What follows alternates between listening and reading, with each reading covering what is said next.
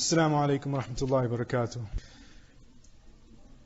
أعوذ بالله من الشيطان الرجيم بسم الله الرحمن الرحيم الحمد لله رب العالمين الرحمن الرحيم مالك يوم الدين إياك نعبد وإياك نستعين اهدنا الصراط المستقيم صراط الذين أنعمت عليهم غير المغضوب عليهم ولا الضالين.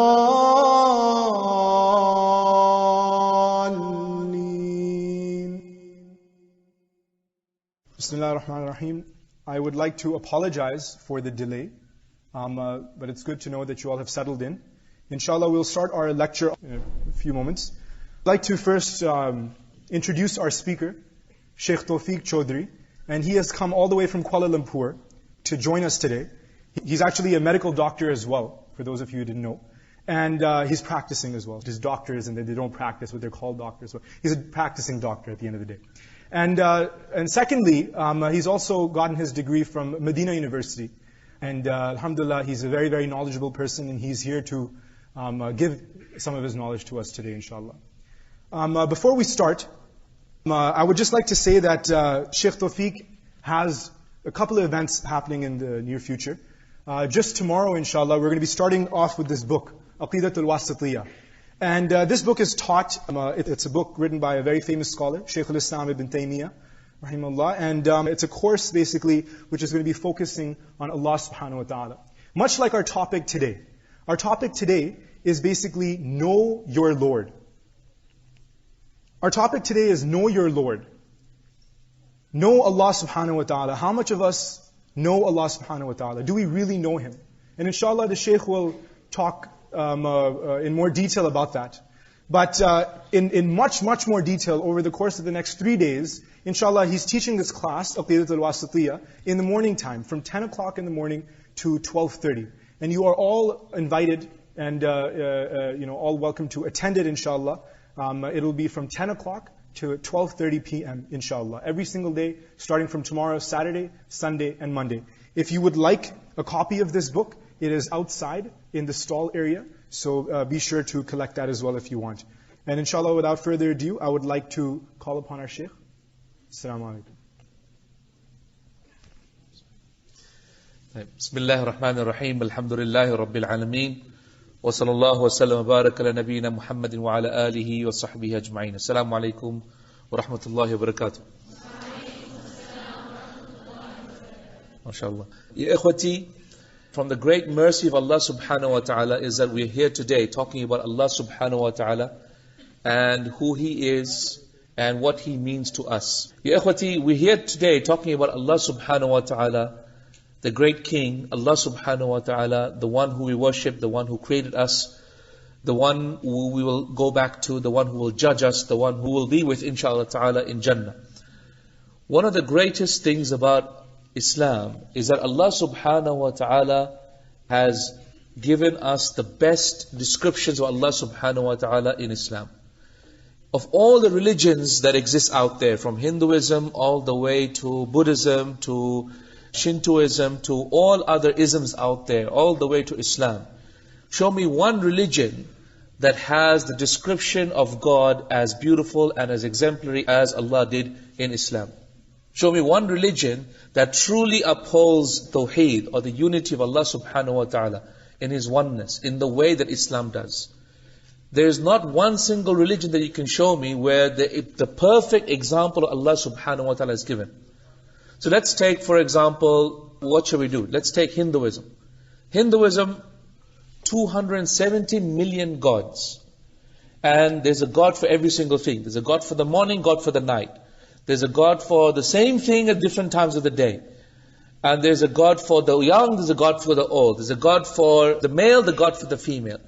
There's a God for so many different things, that's unbelievable. In fact, one of the scholars of Hinduism said that to say that Hindus have only 270 million gods is a complete underestimation. Complete underestimation. In fact, the number of gods in Hinduism is as the number of people that exist on this earth. Meaning that they consider each and every one of themselves to actually be gods themselves. Amazing. Let's take, for example, the Parsis. The Parsis, they believe in two gods. They believe in Ahura Mazda and they believe in Ahriman. Ahura Mazda, who is Ahura Mazda? Ahura Mazda is the god of good. Ahriman is the god of evil. So Ahura Mazda and Ahriman are constantly fighting each other. But on the day of judgment, finally Ahura Mazda will win and Ahriman will die. So you see, look at the concept of God, yin yang, good and bad. Yeah, that's their concept of God. Look at the concept of God in Roman mythology or Greek mythology. Jupiter and Venus and Saturn. Or in Greek mythology, there is Zeus, the main god, and then there is Poseidon, and then there's Hades, the Trinity. And if you compare that to Hinduism, same thing. You've got Bhagavan, who is the main god, then you've got Shiva, and you've got Vishnu. Or if you look at, for example, in Greek mythology, same, Zeus with his Poseidon, and then you have your Hades. Ya ikhwati, there is not a single religion you can look at, not a single mythology in the past, or in the present, or whatever people come up in the future, except that you will find that the description of God is somewhat deficient somewhere or the other. In every single religion out there, they do not describe Allah subhanahu wa ta'ala with the level of excellence that Islam does. In fact, Islam is the only religion that describes Allah subhanahu wa ta'ala with the level of excellence, the attributes that truly make it worthwhile to actually worship Him. I still remember Shaykh Ahmed Didat rahimahullah when he was still alive. And I was probably as young as our brother Hisham was. And I was one of the cameramen who was standing there recording Shaykh Ahmed Didat when he came to Australia. So when Shaykh Ahmed Didat rahimahullah came to Australia, and he was debating a Christian guy in Australia. When he was debating this professor of Christianity in Australia, he said, Wallahi, these black aboriginals are better than you white guys. You know how Shaykh Ahmed Didat had a way of speaking, right? He had a way of speaking. He said, Wallahi, he was better than you white guys. These blacks are better than you whites. So the Christian guy goes, how? How are they better than us? Then he quotes this part of the Bible that says that Jesus Christ went to the toilet. He ate food, and after he ate food, he felt like going to the toilet. So he went to the side of the street, and he did something on the side of the street, had to go to the toilet, and then he cleaned himself, and then alhamdulillah, he felt better, much better after he, did number 1, number 2. And that's in the Bible. And so Shaykh Ahmed Didat goes, your God has to go to the toilet. Whereas the aboriginals, they believe in a God who doesn't have a backside. He went. He said, doesn't have a backside. Yeah, that's right. The God of the aboriginals is a God who does not have a backside, so he doesn't ever need to go to the toilet. Ya salam. My brothers and sisters in Islam, who is Allah? Who is Allah subhanahu wa ta'ala? The one and only God. The one and only Lord of creation. The one who we believe in, unseen God. Subhanallah. Who is Allah subhanahu wa ta'ala? Ya ikhwati, this is the question of today. Know Allah subhanahu wa ta'ala. And Allah subhanahu wa ta'ala, if you were to see Him, you may not know Him because you've never ever seen Him. But you know Him because of His actions that He does to us. Look at Allah subhanahu wa ta'ala looks after each one of us. Each one of us Allah protects. Each one of us Allah created. Each one of us Allah sustains. Each one of us Allah looks after when we disobey and when we obey Him. He loves us so much that He looks after each and every one of our needs, even when we obey or disobey. Allah subhanahu wa ta'ala, ya ikhwati, when my son comes to me, take this as an example of how amazing Allah is. When my son comes to me and he has a new laptop in his hand, and we just went to the shopping center and there's a IT supermarket there, my son picks up a laptop and he has it in his hand and he comes to me, what is he going to say? I say, Yusuf, don't say one other word.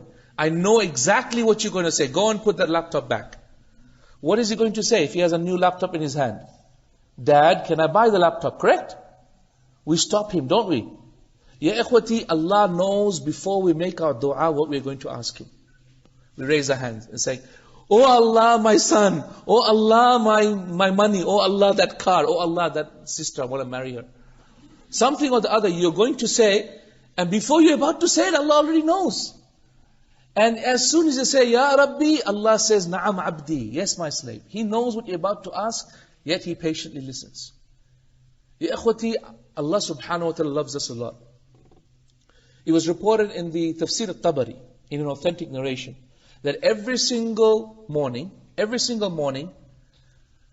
the heavens and the earth speak to Allah Azza wa Jal.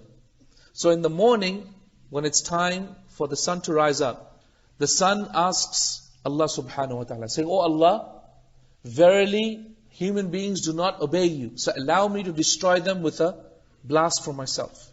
The earth says, Oh Allah, human beings don't worship you, allow me to destroy them with an earthquake.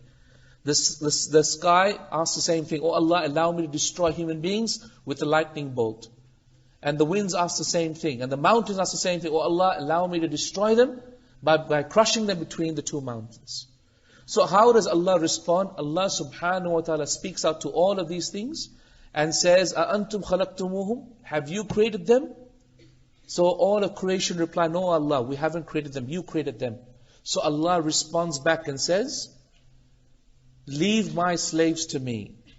Leave my slaves to me. Whoever worships me, then I am his friend. And whoever does not worship me, then I am his doctor. I will cure him. مَنْ شَكَرَنِي فَإِنِّي حَبِيبُهُ وَمَنْ لَمْ يَشْكُرْنِي فَإِنِّي طَبِيبُهُ. Whoever thanks me, then I am his friend. And whoever does not thank me, then indeed I will cure him of this disease. Ya ikhwati, Allah subhanahu wa ta'ala loves us a lot. And He created us and He sent us a Prophet sallallahu alayhi wa sallam, with the hope and the desire that we will all listen to what our Prophet ﷺ told us about Allah subhanahu wa ta'ala. So our Prophet ﷺ taught us how to worship Allah Azza wa Jal, and he taught us Surah Fatiha. In Surah Fatiha we find Allah subhanahu wa ta'ala telling us how to worship Allah subhanahu wa ta'ala and how to know Allah Azza wa Jal. In Surah Fatiha we say a few things. First thing we say is, Alhamdulillahi Rabbil Alameen. Is that correct, everybody? So what does it mean? Alhamdulillah means praise be to Allah, Rabbil Alameen, the Lord of mankind. So the first way to know Allah Azza wa Jal is to know that Allah is the Rabbul Alameen, is the Lord of mankind. This is known as Rububiyyah. Rububiyyah means the fact that Allah is the Lord of mankind. What do you mean by Lord of mankind? What does it mean to be the Lord? We say to my wife, like for example, my wife is Rabbatul Bayt. She is the Lord of the house. Doesn't mean that she is the one who created the house, no. But she actually is the Lord of the house, because trust me, I mean, if I'm late, Abu Yusuf, Abu Yusuf, I need to go home, right? As I've got 10 days to be in Pakistan. If I'm 11 days, I'll be mushkila. I've negotiated 10 days. And you know how when you go back home, you have to buy peace gifts, peace offerings? You have to sometimes buy peace offerings, because otherwise, the locks might be changed. So the point of no, not that bad, alhamdulillah, not that bad. The point of the matter is, she is the Lord of the house. She cooks, she cleans, she looks after the children, she looks after the house. So she, in fact, is the Lord of the house. So a woman is known as the Lord of the house. We are known, for example, in our business, we might be the Lord of our business. If we have slaves, we might be the master of the slave. And that's why Yusuf ﷺ, for example, when the wife of the minister asked to commit sins with Yusuf, what did he say? He said, Innahu Rabbi, ahsana mathwaya. He is my Lord. He has been good to me. He used the word Innahu Rabbi, right? He is my Rabb, meaning my Lord, the one who owns me, the one who has purchased me, and as a result, He's my Lord. So therefore, what is Rububiyyah? Rububiyyah is that Allah is the Lord of all of creation. So when you say someone is the Lord, that means Allah has a haqq to be obeyed. Allah has a right to be obeyed. And because He is the Rabb, that means that He must have created creation as well. So Rububiyyah means that Allah is also the creator of creation. And because He is the one who has to be obeyed and He is the creator of creation, that must mean that He also sustains and looks after creation as well. So Rububiyyah is to do with the fact that there is one creator. That all of this universe was created by one being, and that is Allah Azza wa Jal.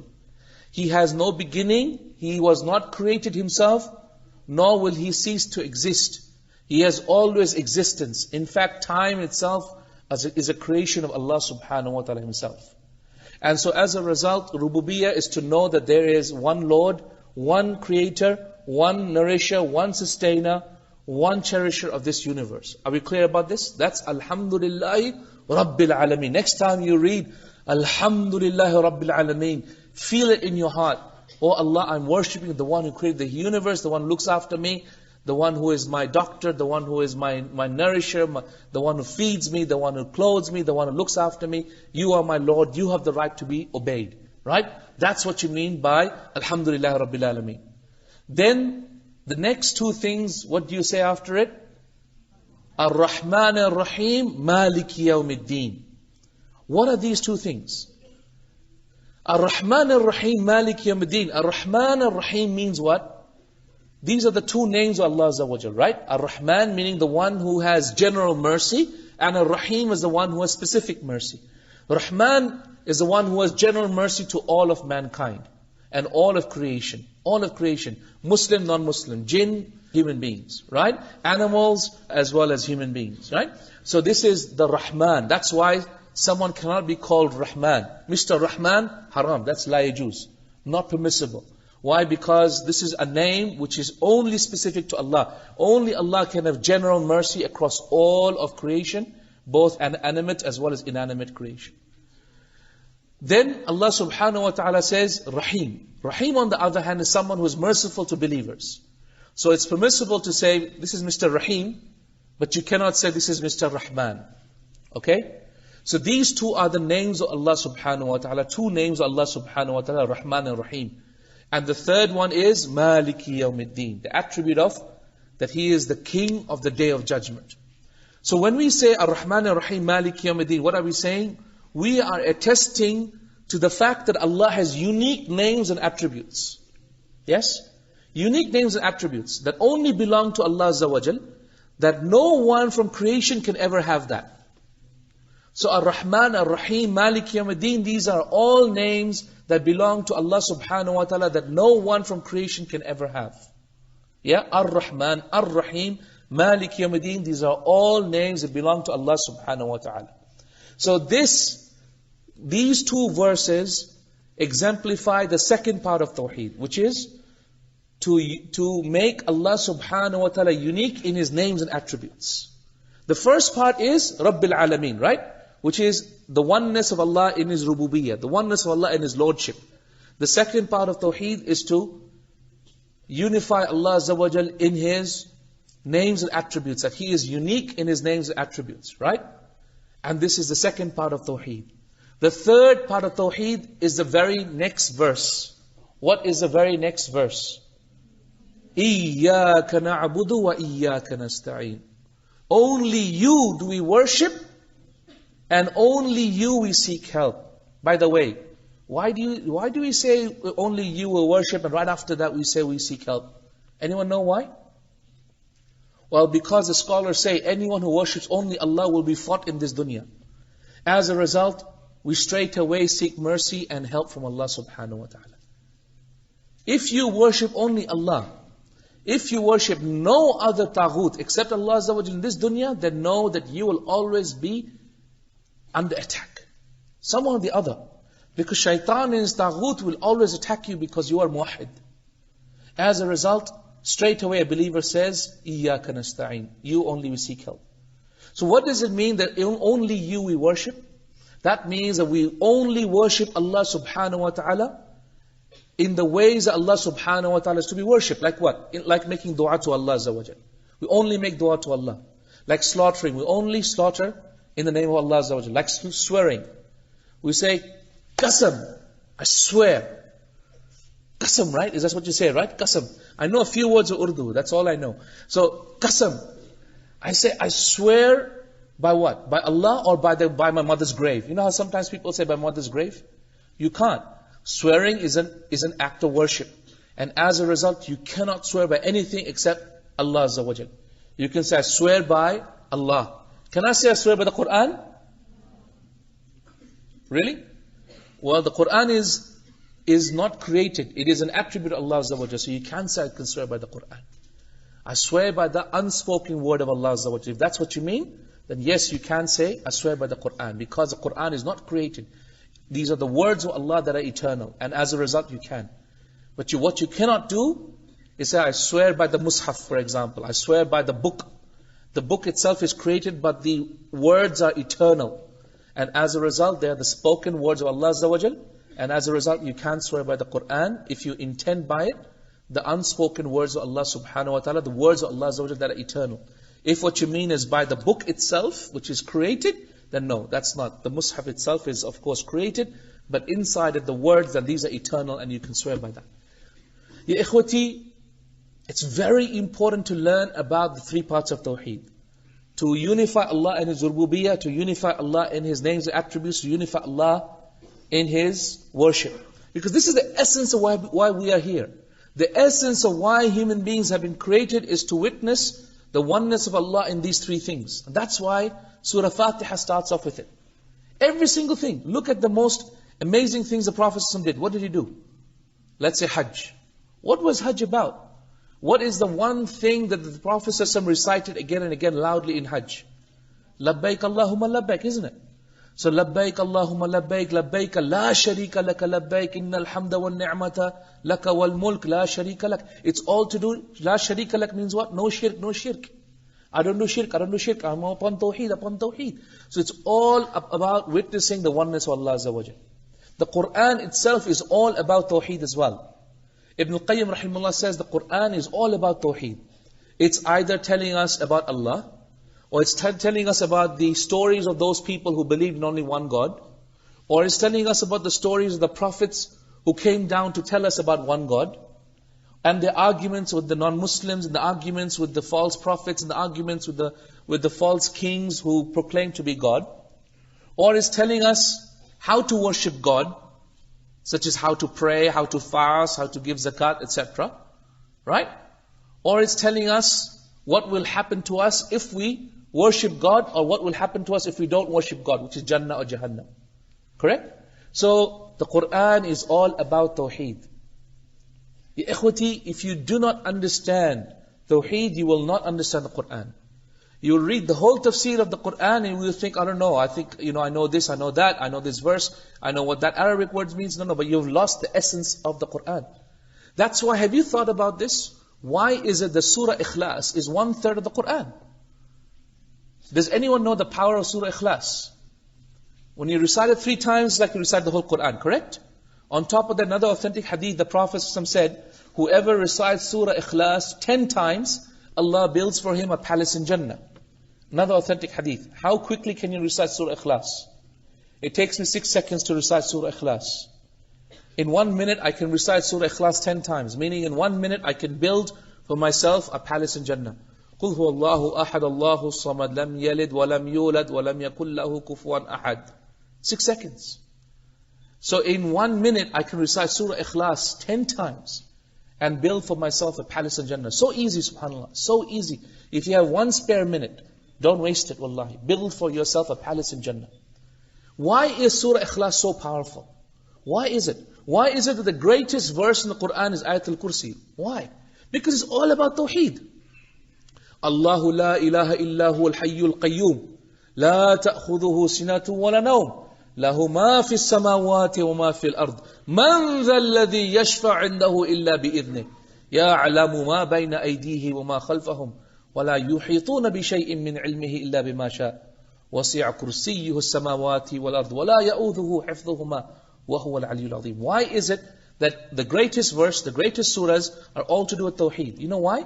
Because that's the whole essence of Islam. The whole essence of why we're here is because of this. The whole essence of sending the prophets. وَلَقَدْ بَعَثْنَا فِي كُلِّ أُمَّةٍ رَسُولًا أَنِ اعْبُدُوا اللَّهَ وَاجْتَنِبُوا الطَّاغُوتِ. We have sent to every single people a messenger. And his main message was to worship Allah and to stay away from the false gods. That's it, that's all. On the other hand, look at the opposite of not witnessing the oneness of Allah. Is that even the Prophet ﷺ was told, even the Prophet ﷺ was told, وَلَقَدْ أُوحِيَ إِلَيْكَ.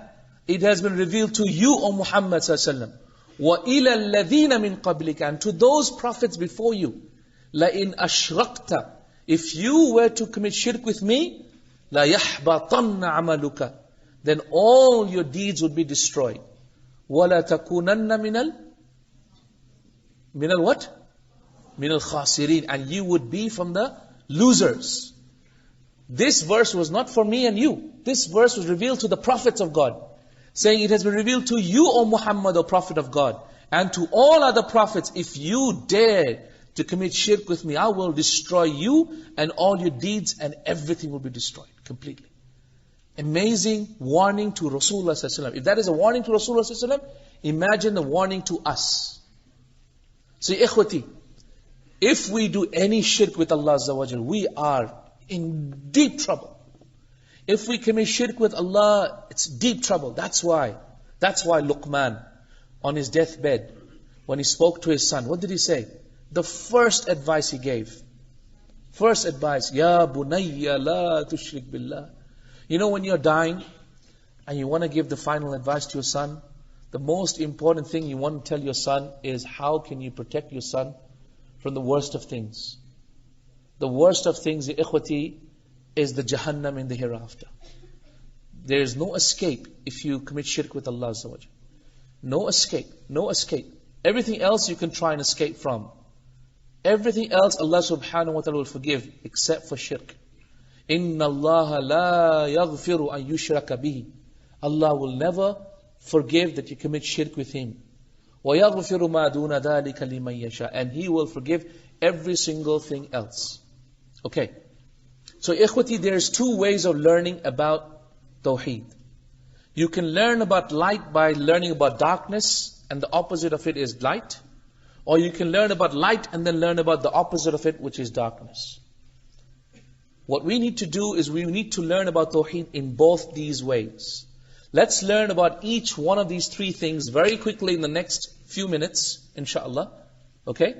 About each one of the three things of Tawheed Rububiyyah, Tawheed of Allah's names and attributes, Tawheed of Allah's worship, very quickly, inshallah. Okay? And inshallah, this is going to be the most jam-packed, informative session you will take for a very long time, inshallah. So get stuck in, inshallah, and pay attention to everything that I'm going to say, inshallah. The first thing is Tawheed Rububiyyah. That Allah subhanahu wa ta'ala is one in His Lordship. Correct, everybody? That He is one in His Lordship. What is the evidence that Allah is one in His Lordship? What is the evidence that Allah subhanahu wa ta'ala is one in His Lordship? You see, when you ask everyone, what is the proof Allah exists? What is the proof that Allah subhanahu wa ta'ala exists, that He is one Rabb? That there is one Rabb for all of the universe, one Lord for all the universe. What will they say? What evidence, Akhi, what evidence would you give? Any ideas? Anyone? Give us a show of hands. Someone says, what's your proof Allah exists? Yes, Baisam. Regularity of all the system which is running for the universe. Regularity of all the systems that is running through the universe. Okay? Yes, Ukhti, go ahead. Sorry? Creation of human being. Okay, how is that an evidence that God exists? Can you tell me?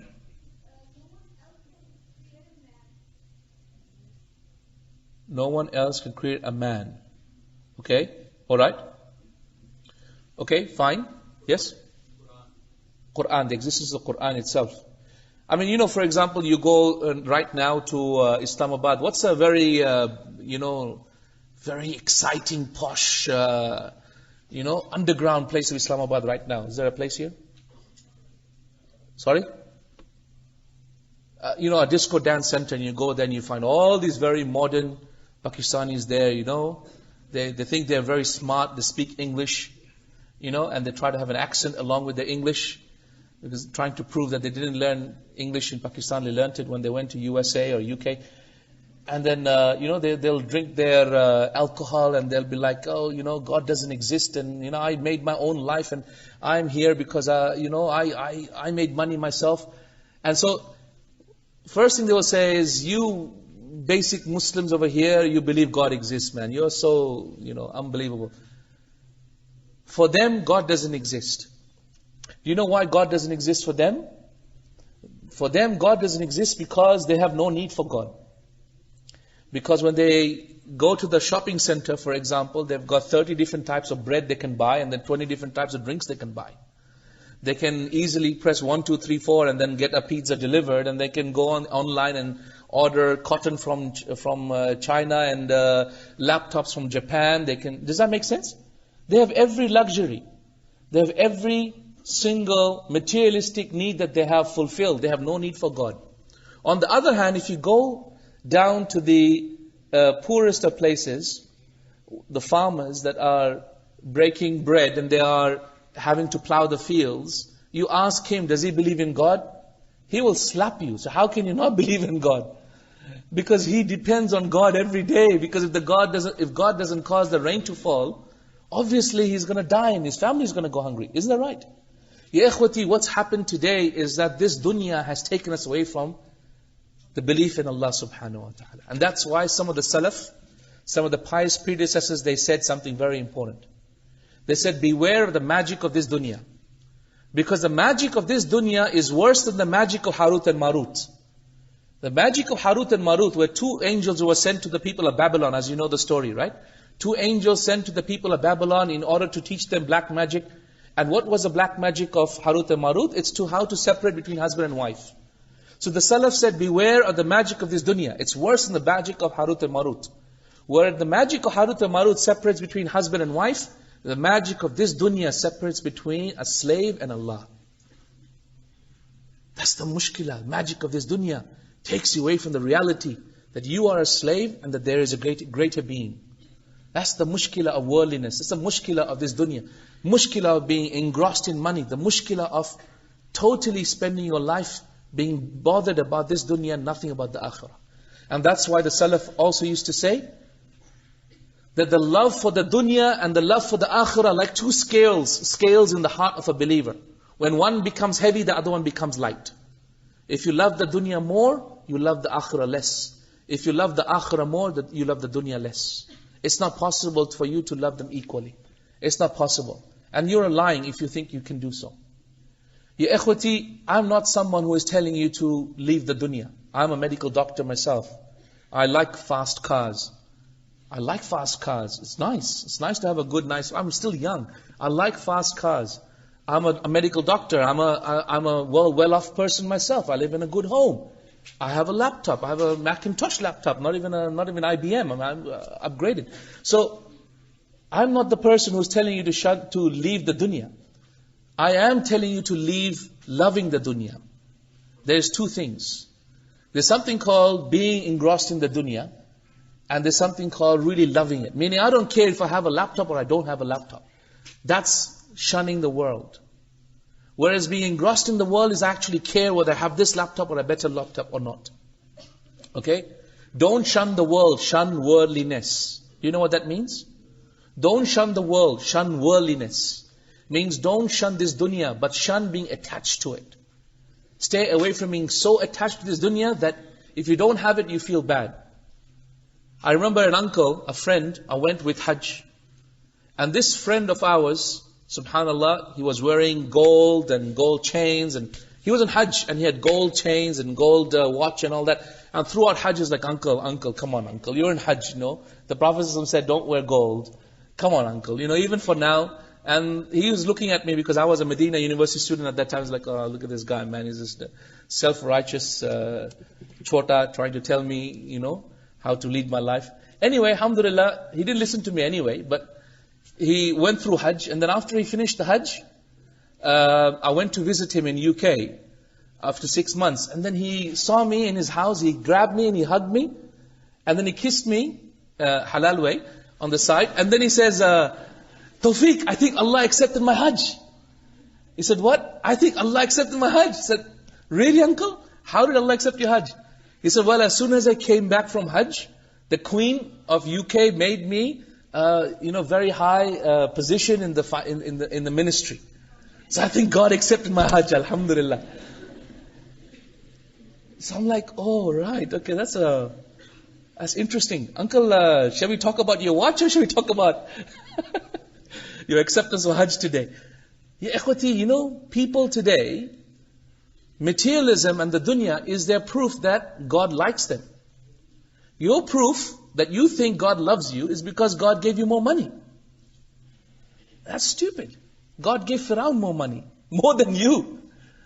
So what? He loved him? He hated him. He hated Fir'aun, prepared for him Jahannam.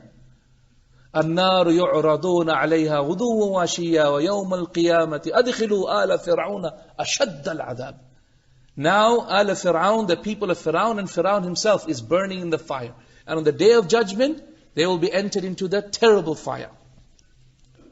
This is a proof, this verse is a proof that there is adab al-qabr. Ya ikhwati, my brothers and sisters in Islam, Allah subhanahu wa ta'ala exists, and His existence is not known by materialism. His existence is known by other things. The Islamic proofs of the existence of Allah subhanahu wa ta'ala. I remember still in my school that I used to study, my medical college, when I was there as a medical student, I remember I had a Muslim friend who was becoming a bit atheist. He's having these doubts in his mind. I thought, how am I going to prove to him that Allah exists? Do you know what I did? I took him to the anatomy lab.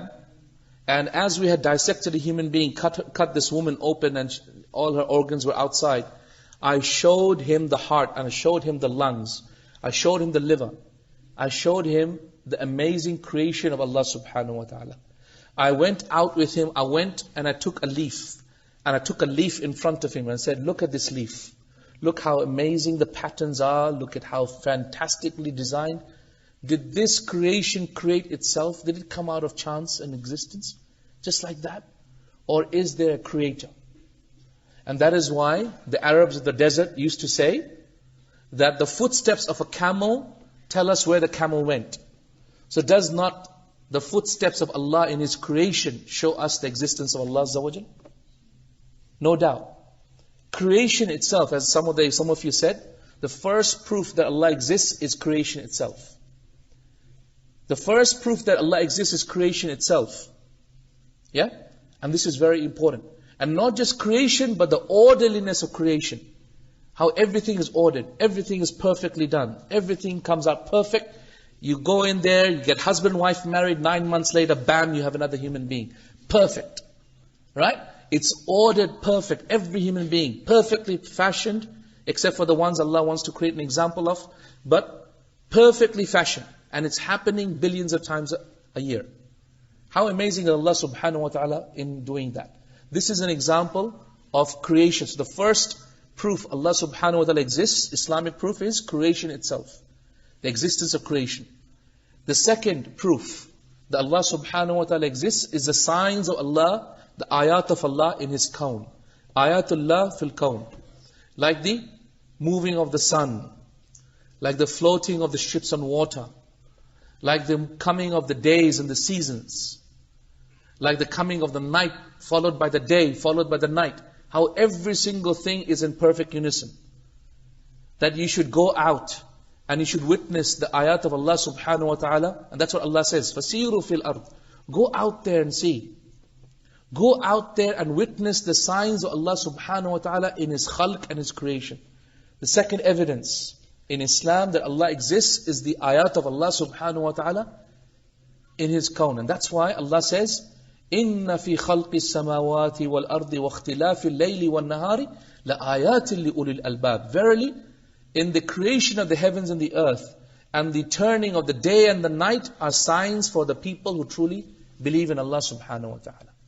And that's why the second evidence that Allah exists for truly people who believe are the signs of Allah in His creation. The third evidence are the prophets of God. The prophets of God. That's what Ibn Hazm rahimahullah said. If the only thing that we had was the story of Muhammad sallallahu alaihi wasallam, no Quran, nothing else, right? We were only given the story of Muhammad sallallahu alaihi wasallam, the story of the prophets themselves would be enough a proof that God exists. Look how fantastic a human being he was. Look at how he had nothing and he stuck out for nothing except for one belief that there is one true God. And his uncle came to him and said, Oh my son, meaning, oh Muhammad sallallahu alaihi wasallam, my son, the Quraysh have told me, if you agree to worship their gods, that they will make you the king of Quraysh. What did Muhammad sallallahu alaihi wasallam say in this authentic narration? He said, oh my uncle, if the Quraysh were to give the sun in my right hand, the moon in my left hand, I would not stop calling to this religion for one day. Correct? So ya ikhwati, my brothers, my sisters in Islam, the story of the prophets, story of Ibrahim, the story of Isa ﷺ, the story of Nuh, the story of Adam ﷺ, all of them is an evidence that God exists. The fourth evidence that God exists is fitrah. The fact that we all have within ourselves a fitrah. What is fitrah? Fitrah is the innate nature in our hearts to believe in one God. Right? We all have a fitrah. And that's what fitrah is. Fitrah does not mean that we're all Muslims. Fitrah means the ability to recognize the oneness of Allah subhanahu wa ta'ala. And that's why the hadith of Rasulullah sallallahu alaihi wasallam that states, كُلُّ مَوْلُودٍ يُولِدُ عَلَى الْفِطْرَةِ, verily every single child is born upon fitrah, does not mean that every child is a Muslim. In fact, people who translate this hadith to mean every child is a Muslim is making a mistake. Because if it means that every child is a Muslim, that means how are we leaving this Muslim child with this non-Muslim family? Quickly take him away. It's not allowed to leave a Muslim with a non-Muslim, right? They're going to convert him. That's not right. No. Fitrah means the ability to recognize the oneness of Allah Azza wa Jal. However, what happens is that this ability to recognize oneness of Allah is clouded by all of the teachings of our parents who unfortunately teach us about Jesus Christ or about other gods. And so our ability to recognize the oneness of God is shadowed and clouded by all of these other wrong teachings. That's what happens to a person who is born into the family that is a non-Muslim family. Okay? So fitrah is our evidence that Allah subhanahu wa ta'ala exists. So these are the four evidences the Muslims use. A atheist will never ever accept it. What do you mean, fitrah? What do you mean, signs of Allah and the creation? What do you mean, stories of the prophets? What do you mean, creation, existence of creation itself? They will not accept it.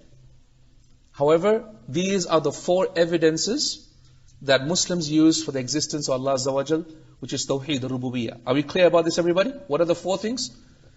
The creation of creation.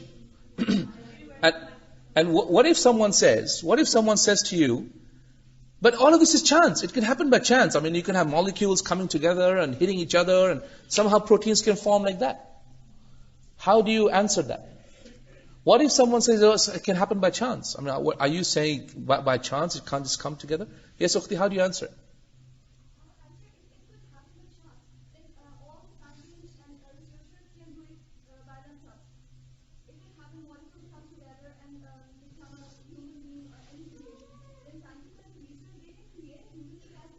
Okay, alright. Anyone else? Yeah? How can it happen that every single thing by chance happens so perfectly? Yeah. Okay? I mean, what I like to do with the atheists, you know what? I have a principle. I have a principle, it's called 5 minutes. You have a problem with God? I'll give you 5 minutes. That's it. I won't give you any more. Okay? The reason why I only give atheists 5 minutes is because that's all you need really with them. They're arrogant.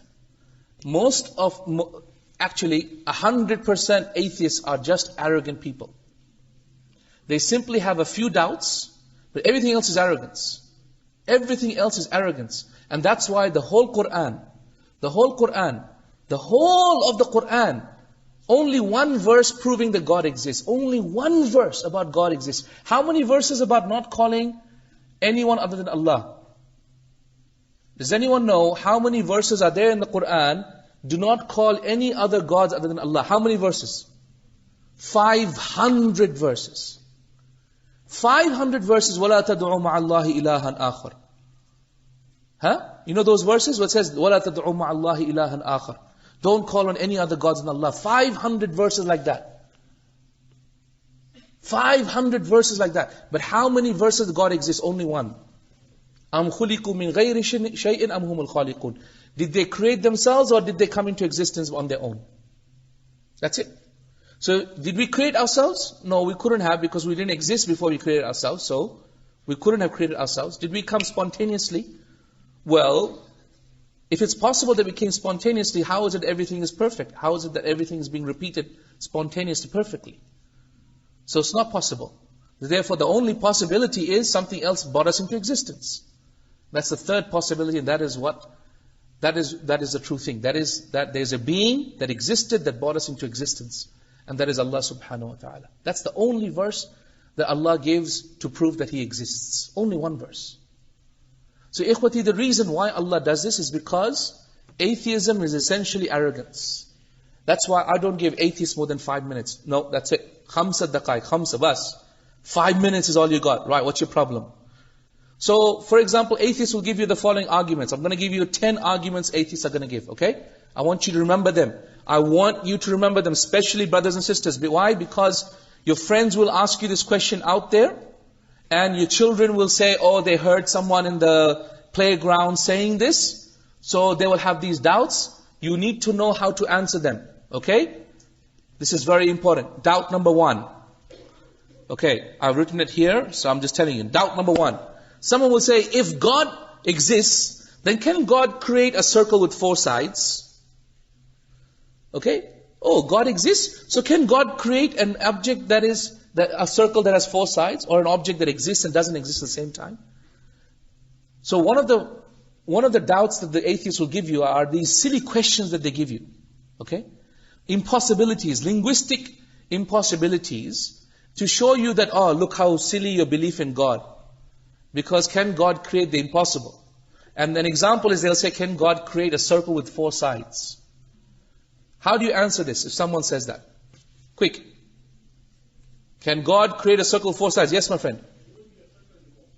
It will be called a square. That's right. Yeah, so we said God can create a circle with 4 sides. He called it a square. It's so stupid. And that's the problem. Problem is sometimes with the atheistic arguments, you just have to, give tappar, like a left, right. That's it. Just answer him back with as silly a question as he asked you. Please don't give him the light of day. Don't. That's why, khamsa daqaiq, 5 minutes, bas. Aapke liye 5 minutes hai, bas. I'll give you 5 minutes. Okay? I won't even say aapke liye, tere liye. 5 minutes hai, bas. Only 5 minutes. Okay? 5 minutes all I'm going to give you. Right. Second argument. Look at the second one. The second one is, they say, all religions claim that God is all powerful and almighty. Okay? So is it possible that God can create something so heavy that He cannot even lift it? Have you heard of that? Has anyone heard of people saying things like this? Right. This is a very common argument atheists will give you. You think God is so powerful? Then can God create something that He cannot even lift? How do you answer this? Yeah, yes, Ukhti, go ahead. Sorry?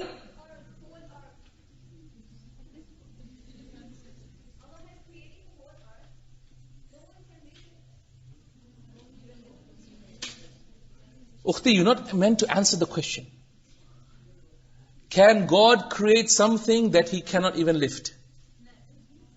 Can He? Yes or no? Why are you answering? If you say yes, you're wrong. If you say no, you're wrong. Isn't it true? Some questions are not meant to be answered. Let me give you an answer. Let me give you a question. Akhi, what's your name again? Zia. Akhi Zia. Did you kill your neighbor's wife, the one that you raped? Did you hear my question? Did you hear my question or not? Listen to my question again. Listen to my question. I'm asking Brother Zia. Zia, did you kill your neighbor's wife, the one that you raped?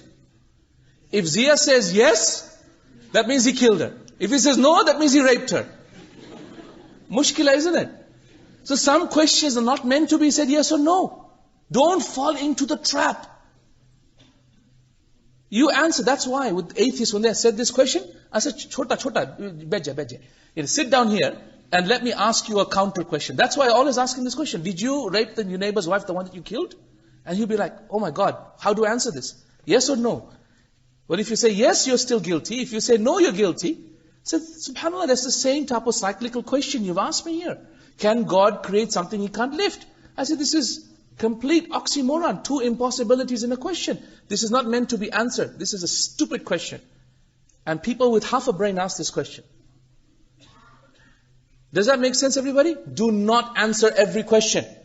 Do not answer every question of atheists. If you do, you're causing yourself a disservice. Does that make sense, everyone? Remember this. Cyclical questions that are wrong both ways are impossible questions that are meant to simply catch you into a trap, not meant to be answered. Because they're simply wrong. They're simply wrong questions. Does that make sense, everybody? So don't get fooled by this. Third argument. Look at the third argument atheists give you. They say, evolution, the theory of evolution proves that we all came from animals. We all came from orangutans and monkeys. Okay? Science explains everything. There is no need to believe in God anymore. Science explains everything. ठीक है? Evolution explains everything. No need to believe in God. How do you answer this? Quick. I've got to get through all of my 3 parts of Tawheed here. Quick. Yes. Sorry? Monkeys are still there. They haven't evolved yet. Okay? Give them a few more million years, akhi, you know. So, yes, go ahead.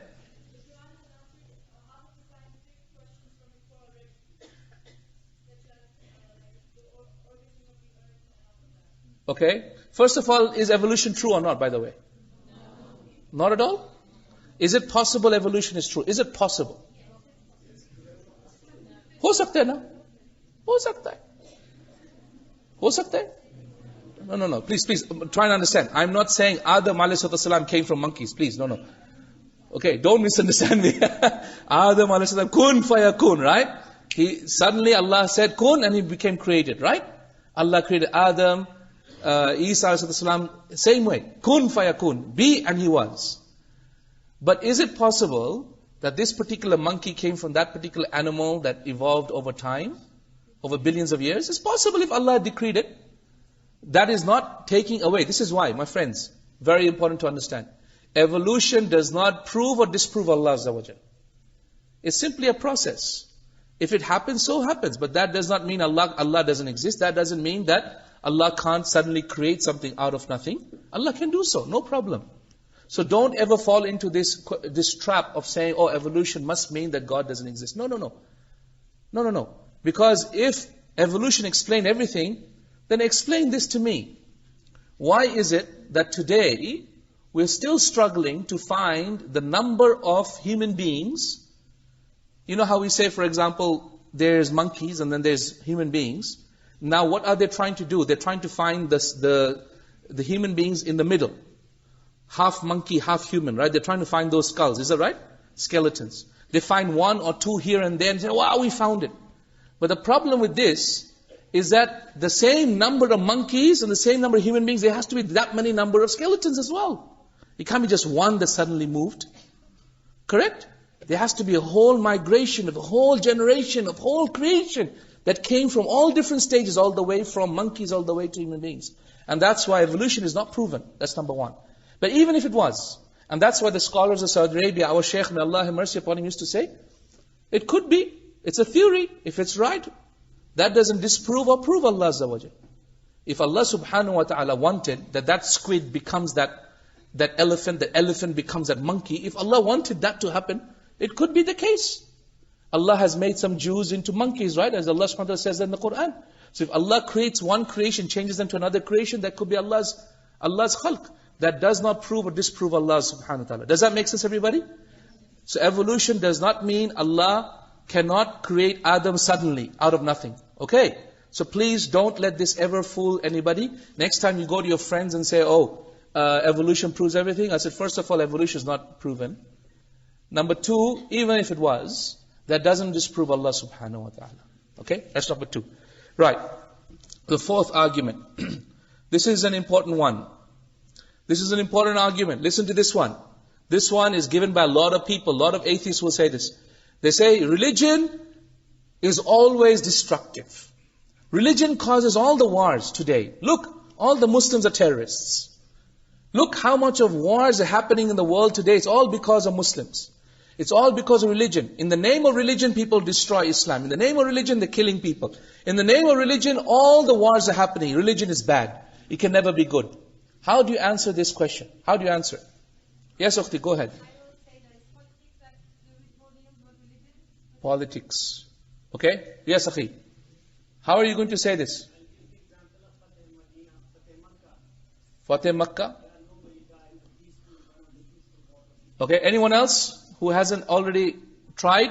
Ikhwati, if you have no questions and no interaction, then there is either one of two meanings. It either means you're understanding everything or it means you're not understanding anything. Okay. So either you're understanding everything or you're not understanding anything. So which one is it? First one, is it? Yes, Akhi, go ahead. How do you answer this? When someone says, religion is the problem, that's why I don't believe in God, because Islam, religion, it leads into jihad. Look, you're just killing innocent people. Muslims, they're the ones who, went into the Twin Towers and destroyed themselves. And tried to cause, September 11. And you guys blow yourselves up like this and that. And look at how much roadblocks. Every time an atheist comes across a roadblocks, he blames Muslims. You know why? You know why I'm late? Because it's bloody roadblock and because it's Muslim terrorists blowing themselves up. Okay, so how do you answer that? Saying religion is the cause of so much wars. How do you answer that, Akhi? Go ahead. Millions of people that were killed by the Soviets and the Nazis. Okay, excellent. That's how I answer it. How do I answer it? Remember, 5 minutes all I give them. Please, you got 5 questions. Ask them 1, 2, 3. Very quick. How do you answer this person? He said, you know what? How many people have been killed by religion today? Can you count how many people have been killed by religion today?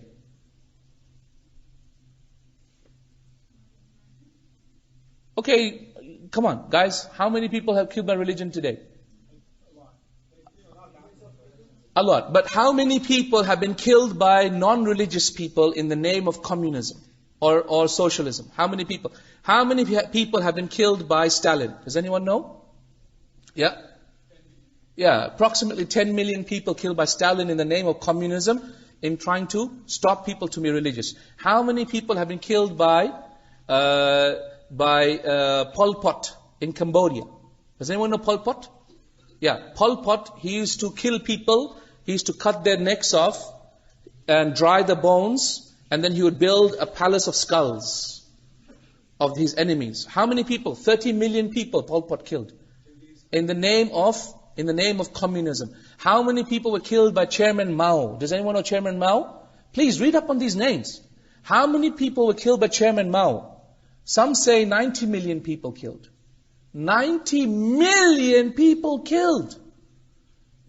Now Chairman Mao, Pol Pot, Stalin, were they Muslims? Huh? No, they weren't. They were communists. So more people have been killed by communists, atheists, than they were killed by Muslims that are religious. So don't ever tell me Muslims are the cause of problems on this dunya. No, they're not. It's you guys, you atheists, you secularists, you atheists, you militant secularists. They're the ones who are the intolerant people on this dunya that are causing most of the harm. And most of the wars today are caused by militant secularists using religion as a pretext to cause war. Correct or not? When you ask them, okay, Iraq war, was that a crusade? Was that a religious war? No, it's a secular war. Is it? Then that means the secularists are causing it. So it's an atheist war. So ya ikhwati, my brothers and sisters in Islam, don't ever give in to atheists. They have stupid arguments. The worst arguments you can ever see.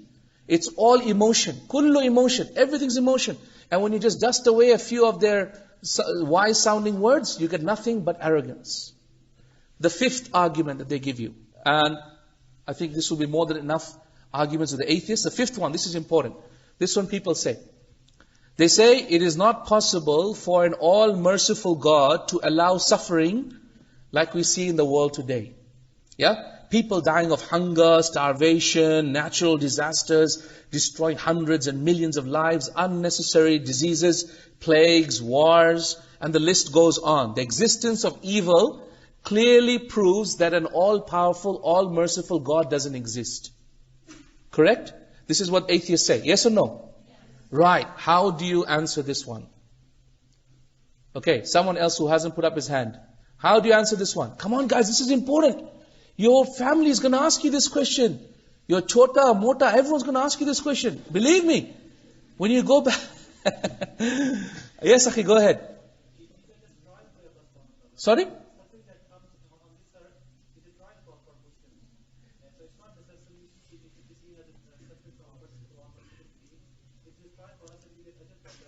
It's a trial from Allah. Okay. Can you answer that? So if someone atheist says, okay, look at the tsunami. 1 million people died like that. 1 million people became orphaned just like that. Why did God have to do that? Why? Yes. Because it's a test. Jay. Yes, go ahead. Because what? If life was perfect, why would we need God? Sorry? Caused by your own deeds, what you do. So are you saying all the people who got the tsunami was their own fault? Become part of that. Okay. Yes, Ukhti, go ahead. Raise your voice. Sorry? Correct. The questioner shows that he believes in God, he just has a problem with one of his actions. Correct? Right. Ya ikhwati, let me tell you, when you speak to atheists, trick number one, you have to answer them in a way that they can't come back to you. Don't give answers just for the sake of giving answers. Give them an answer, it's like an uppercut, like an uppercut. Don't give them a small jab. It's like, if you give them a small jab, they just go back like that. No. And if you give them an uppercut, like they're completely finished. So when you give an answer, you give an answer that totally finishes them off, okay? So someone says God cannot exist because there's so much suffering in this dunya. What do we say? Well, number one, the first thing I tell them is there is nothing called pure evil in Islam. Remember this point. Nothing called pure evil. Pure evil does not exist. This concept does not exist in Islam. Even shaitan is not pure evil. Even shaitan has elements of good. What's the proof shaitan has elements of good? Can anyone tell me proof that shaitan has elements of good? Yes, Ukhti? He believes in Allah. Yeah? قَالَ رَبِّ ارْجِعُونَ. Yeah, he says, oh Allah, send me back. So he believes in God. And also we know the hadith of Rasulullah in the time of Musa ﷺ, that shaitan came to Musa ﷺ and said, Yo Musa, can you ask Allah, will He forgive me? Correct? So we have evidences that show that shaitan has a small, tiny bit of good in him, right? And we have numerous evidences of that in the Quran. Okay, fantastic, very good. So there's nothing called pure evil. So what if someone says, no, but God took my son away and I went home and the house burned down, my wife died and my son died, my mom died. How can that be good? How can that be good? Where is the good in that? Well, I like to give the doctor example because it makes a lot of sense. So for example, the other day I know my son Yusuf was like, Dad, I want to study medicine. And first I was like, Alhamdulillah, that's good, that's nice, it's good. You can save humanity, mashallah, it's good. And then Aisha comes and says, Dad, I want to study medicine as well. Then Zainab comes, I have 5 children. And one after the other, each one starts coming and says, medicine.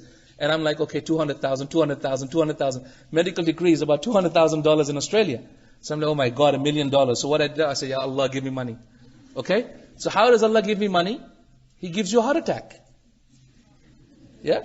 And He gives you cancer. And He gives you a broken arm. And He gives you a car accident so that you come to my hospital. So yeah, I've got work. It's true, isn't it? So if a doctor, this is why the worst of people these days are doctors. Mushkila. They make dua to Allah for money and we get accidents. Now see, that's an example of how to show you how everything is related to each other. Someone's evil or misfortune is someone else's fortune, isn't it? Yeah? A grave digger, for example, says, oh Allah, I need money, I got to get my daughter married. How does Allah give him money? Allah causes more people to die. And that is, a mechanic says, oh Allah, I need more money. How does Allah give him more money? More accidents happen in the road. So the point of the matter is, ya ikhwati, my brothers and sisters, everything is related to each other. Yeah? Everything is related to each other. That's why for something that is to you, evil is actually good to someone else. Yeah? So it's very subjective. Evil, and this perception of evil is very subjective. That's number one. Remember that point. Yeah? Number two, the second way I answer this question is, what do you call this time now when the light's on? There's lots of light in the room, right? If I were to switch the lights off, what would you call that? Sorry? You can call it darkness. What else can you call it? Absence of light. Ahsant. So you can look at it positively or you can look at it negatively. Okay? So I can choose to look at it positively. So tsunami, I can call it the anger of Allah, or I can call it in the positive way, I can say the absence of mercy. Correct? So every single thing that we have around us, we can look at it positively or negatively.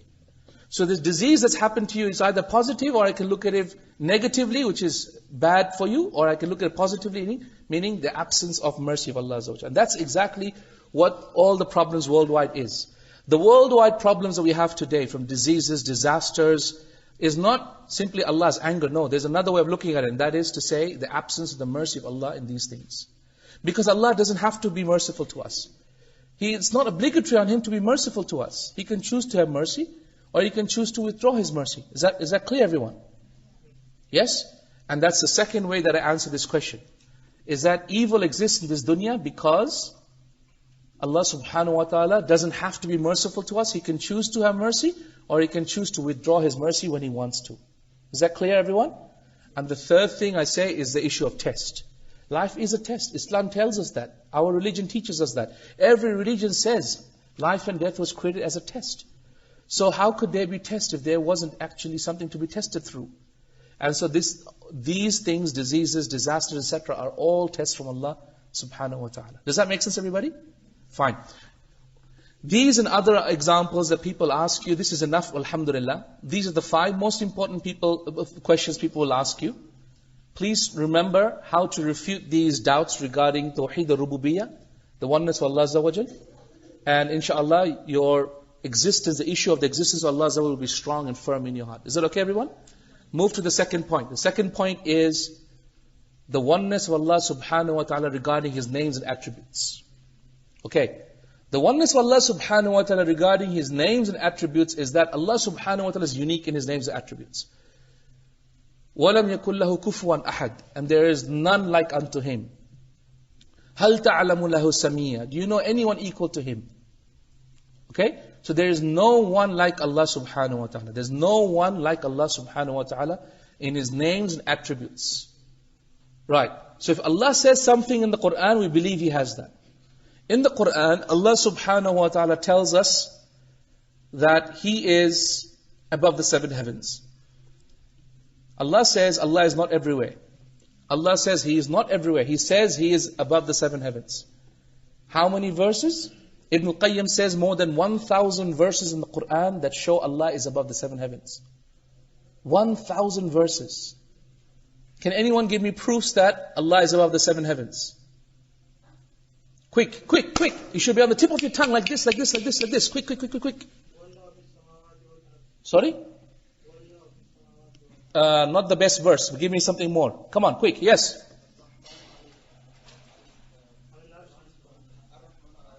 Okay, Ar-Rahman al-Arsh istawa. 7 times Allah says Ar-Rahman al-Arsh istawa. Allah rose above the 7 heavens and rose up above the throne. How is that a proof that Allah is above the 7 heavens? How is that a proof? Because the throne is? Because the throne is above the 7 heavens. In the authentic hadith of Rasulullah Rasulullah told us that the Arsh is above the highest part of Jannah, which is Al-Firdaus, and that is just below the throne of Allah Azza wa Jalla. So therefore, if Firdaus is the highest part, above it is the throne, then if Allah rose up above the throne, istawa, meaning rose up above the throne, that must mean Allah is above the 7 heavens. Okay, come on, more evidences, quick, quick, quick. Sorry? وَسِعَ كُرْسِيُّهُ السَّمَاوَاتِ. No. Give me better verses. So many. Ya Isa, O Isa, inni mutawaffika wa rafi'uka ilayya. O Isa, I will cause you to be seen to die and then raise you up to me. Raise. Rafi'u is to raise. Ilayya, to me, means from one direction to another direction. Does that make sense? I'll raise you up to me. Any other evidences? Come on, very quickly. Right? Ilayhi yas'udu kalimut tayyib. Ilayhi, to him, yas'ud. Yas'ud means go up. Kalimut tayyib, the beautiful word, the good deed. Wal amalu salihu yarfa'u. And the good deed, he raises it up. Yarfa'u means to raise it up. Yes, uncle, sorry? Am amintum man fi as-sama yakhsifa bikum al-ard fa idha hiya tamur. Do you have a guarantee that the one who is in the heavens will not cause the earth to tremble? Lo and behold, it trembles, right? Surah Mulk. That's right. So Allah says He is in the heavens. Yes, come on. Yes, go ahead. Okay, nice try. Nice try. Yes, Akhi, go ahead. Sorry? Isra al-Miraj. Yes, Isra al-Miraj. Great evidence. Great evidence. Why did Rasul go up to 7 heavens if Allah was just everywhere? Why did He have to go up? That's true. Any more evidence? Quick. There's more, so many. What does Allah subhanahu wa ta'ala say about تَنَزَّلُ الْمَلَائِكَةُ وَالْرُوحُ فِيهَا بِكُلِّ إِمْرٍ مِنْ رَبِّهِمْ بِكُلِّ أَمْرٍ. Okay, what did He say? تَنَزَّلُ. Nuzul means to come down. Right? Tanazzal, and that's why the Quran is called Tanzeel. Tanzeel is something that's sent down. Down is from up to down, isn't it? Right. And what about the angels going up to Him? Right? The malaika and the angels, يَسْرُدْعُ إِلَيْهِ فِي يَوْمٍ كَانَ مِقْدَارُهُ خَمْسِينَ أَلْفَ سَنَةً. The angels rise up to Allah in a day in which is 50,000 years. So ikhwati, thousands of verses in the Quran, literally thousands. And we'll take it inshallah when we take our study of Aqidat al-Wasitiyya, inshallah. This is the book that I'll be teaching inshallah the next 3 days. Make sure you get it. It's very nice, very beautiful. And when you read about it, subhanAllah, next time you look up and you really believe Allah is above the 7 heavens, it gives you strength and peace in your heart, mashallah. Okay, alhamdulillah. So, Tawheed of Allah's names and attributes is giving Allah His due right regarding His names and attributes. And also, shirk in Allah's names and attributes is to call other people that which belongs only to Allah Azza wa Jal. What's an example of that? An example of that is to make a Muslim or a human being like Allah or Allah like human beings. What's an example of human beings where we make a human being like Allah? It's like saying Jesus Christ is God. To say Jesus Christ is God is to give the attributes of a human being to God. So say God is like this. He is human. He has 2 hands, 2 legs, 2 eyes, 2 feet. In this way, He eats this way, drinks that way, goes to the toilet that way. This is to make anthropomorphism, which is to make a human being into God. Or to say God is like us. To say God's hand is like my hand. His eyes are like my eyes. His face is like my face. Okay? Both are shirk. One is where we are making a human being like God, and the second where we are making God like human being. Both are wrong. Okay? Both are wrong. That's why Christians commit shirk in Allah's names, attributes very frequently. Have you seen Michelangelo's drawing on the Saint Basilica where he drew God as an old man with flowery beard and trying to touch human beings? Have you seen that one? So they draw God as an old man, right? This is shirk in Allah's names and attributes. Why? Because they made God into a human being. Does that make sense, everyone? Okay. Another example of making shirk in Allah's names and attributes is to call God by names God has not told us. So, we cannot call God by names God hasn't called us. For example, love. Is God love? No, we cannot. We cannot say He is love. We can't say He is love because He hasn't called Himself love. Yes, He has love. He loves us. He loves His creation. But can we say God is the love? No, we can't. Christians fall into this a lot. So Christians fall into shirk in Allah's names and attributes, the second type of tawheed, all the time. All the time they fall into it. Okay? And that's because they go into extravagance in the way they describe God. Like they call God the Father. Is God the Father? No, He is not. God has never called Himself the Father in the Quran. Al-Ab? No, He has never said that. So therefore, the name, the Father, cannot be attributed to God. What about the engineer of creation? Again, another example of a name which God has never called Himself. Muhandis al-Kawn, He has never called Himself that. So therefore, these are words and titles we should not use. Basically, what I'm trying to say, my friends, is that in the topic of Allah's names and attributes, we call God by what He has called Himself and what His Prophet called Himself, and we do not use any other words or other names to call Himself. Does that make sense, everybody? Okay. And by the way, you know those 99 names of Allah Azza wa Jal? You have the title, you have the whole sheet that's printed out, isn't it? Yeah? Well, the one that you have printed out, that is available in most homes today, is actually not authentic. It's actually from a hadith in Sunan Tirmidhi. The 99 names that are usually printed is from a hadith from Sunan Tirmidhi. It's not authentic by ijma' of the scholars of hadith. It's a da'if hadith. And there are about 3 or 4 names in there which are not from the words of Allah Azza wa Jal. So inshallah ta'ala, what we will do in the course is I will give you the authentic list of the 99 names of Allah Azza wa Jal. So if you have the 99 names poster, then you can rub out those 3 or 4 that are not from the names of Allah Azza wa Jal and replace it with the ones that actually are the more authentic ones, inshallah. Okay, everybody?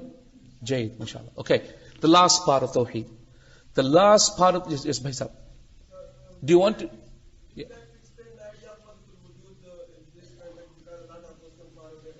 Yeah, okay. Good point. Wahdatul wujud. What is wahdatul wujud?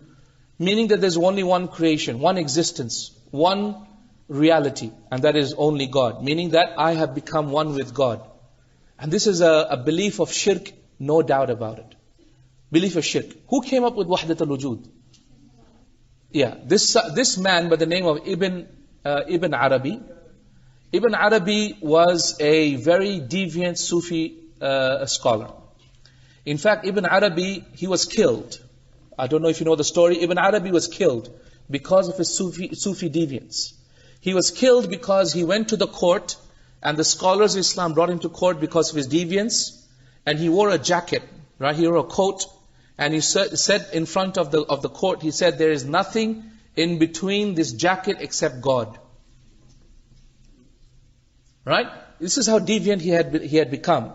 In his thinking that he had reached a level wherein now he had complete association with God until God had come into him and he had become into God. This is complete deviance. The Prophet never said this, the Sahaba never did this, the Quran never speaks about it. Where does Ibn Arabi get this? From his own head and from his own shaitan. So no doubt, ya ikhwati, these are false beliefs. There is no evidence for this in the Quran or Sunnah, and this is false. Allah subhanahu wa ta'ala comes closer to us, but He is always separate from us. He is not inside us, He is far away from us. Some of you might bring up verses in the Quran, like, what about in Surah Qaf? Allah says, what does Allah say? Huh? We'll say it again. وَنَحْنُ أَقْرَبُ إِلَيْهِ مِنْ حَبْلِ وَإِنَّا before that, sorry. وَلَقَدْ خَلَقْنَا الْإِنسَانَ. That's it. وَلَقَدْ, listen to me, this is very important. This is the verse that always people quote, right? What do they say? وَلَقَدْ خَلَقْنَا الْإِنسَانَ وَنَحْنُ أَعْلَمُ وَنَعْلَمُ مَا تُوَسْوِسُ بِهِ نَفْسُهُ وَنَحْنُ أَقْرَبُ إِلَيْهِ مِنْ حَبْلِ الْوَرِيدِ. Okay? So, indeed, we have created insan, and we know what his soul whispers to him, and we are closer to him than his jugular vein. Right, everybody? You know, people read this, and they actually, for every other verse, they try and find out what Ibn Abbas said, and what Ibn Mas'ud said. What about this verse? What did Ibn Mas'ud say here? Ibn Mas'ud, Ibn Abbas, they both said over here, that here, nahnu means the angels. Nahnu means the angels, not Allah. With the proof that, read the next verse. What is the very next verse? Hiya ukhti, what's the very next verse? إِذْ يَتَلَقَّى الْمُتَلَقِّيَانِ. إِذْ meaning when.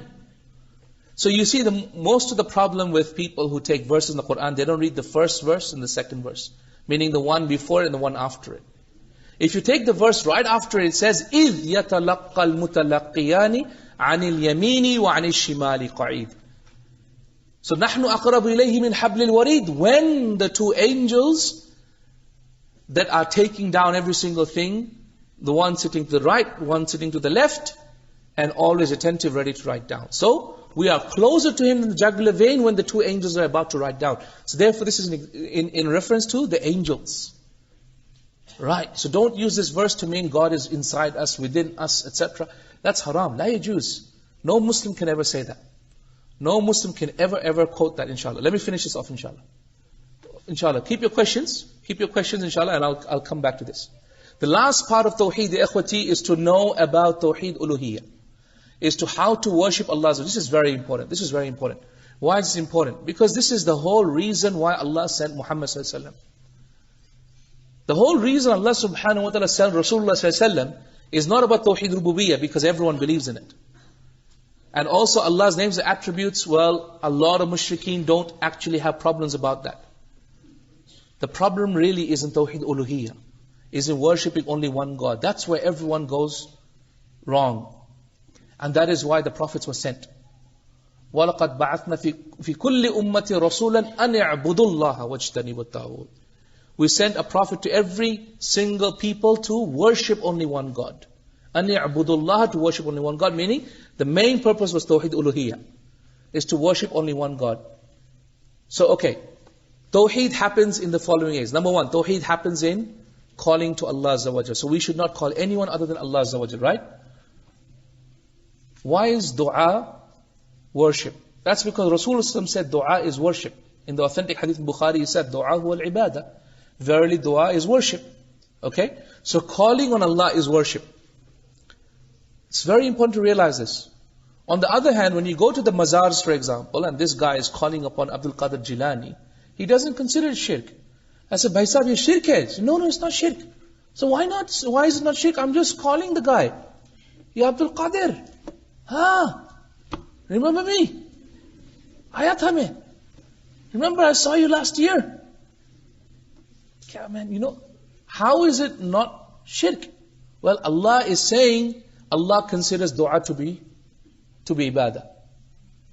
Okay? All types of dua is frankly ibadah. And as a result, dua in ibadah, dua is ibadah, and as a result, dua can only be done to Allah Azza wa Jal. Okay? Right, so dua is an act of ibadah. Another example, act of ibadah is salah. Another act of ibadah is prostrations. لا تسجدوا للشمس ولا للقمر واسجدوا لله. Do not prostrate to the shams or the qamar or to the sun and the moon. Prostrate to Allah Azza wa Jalla. Another example of ibadah is slaughtering. Another example act of ibadah is swearing. Another example of the act of ibadah is istighatha, which is to seek help. Okay? And isti'ana, which is to seek help and seek madad, meaning support. Okay, everybody? So these are examples of things that cannot be done except with Allah subhanahu wa ta'ala. Okay? Cannot be done except with Allah subhanahu wa ta'ala.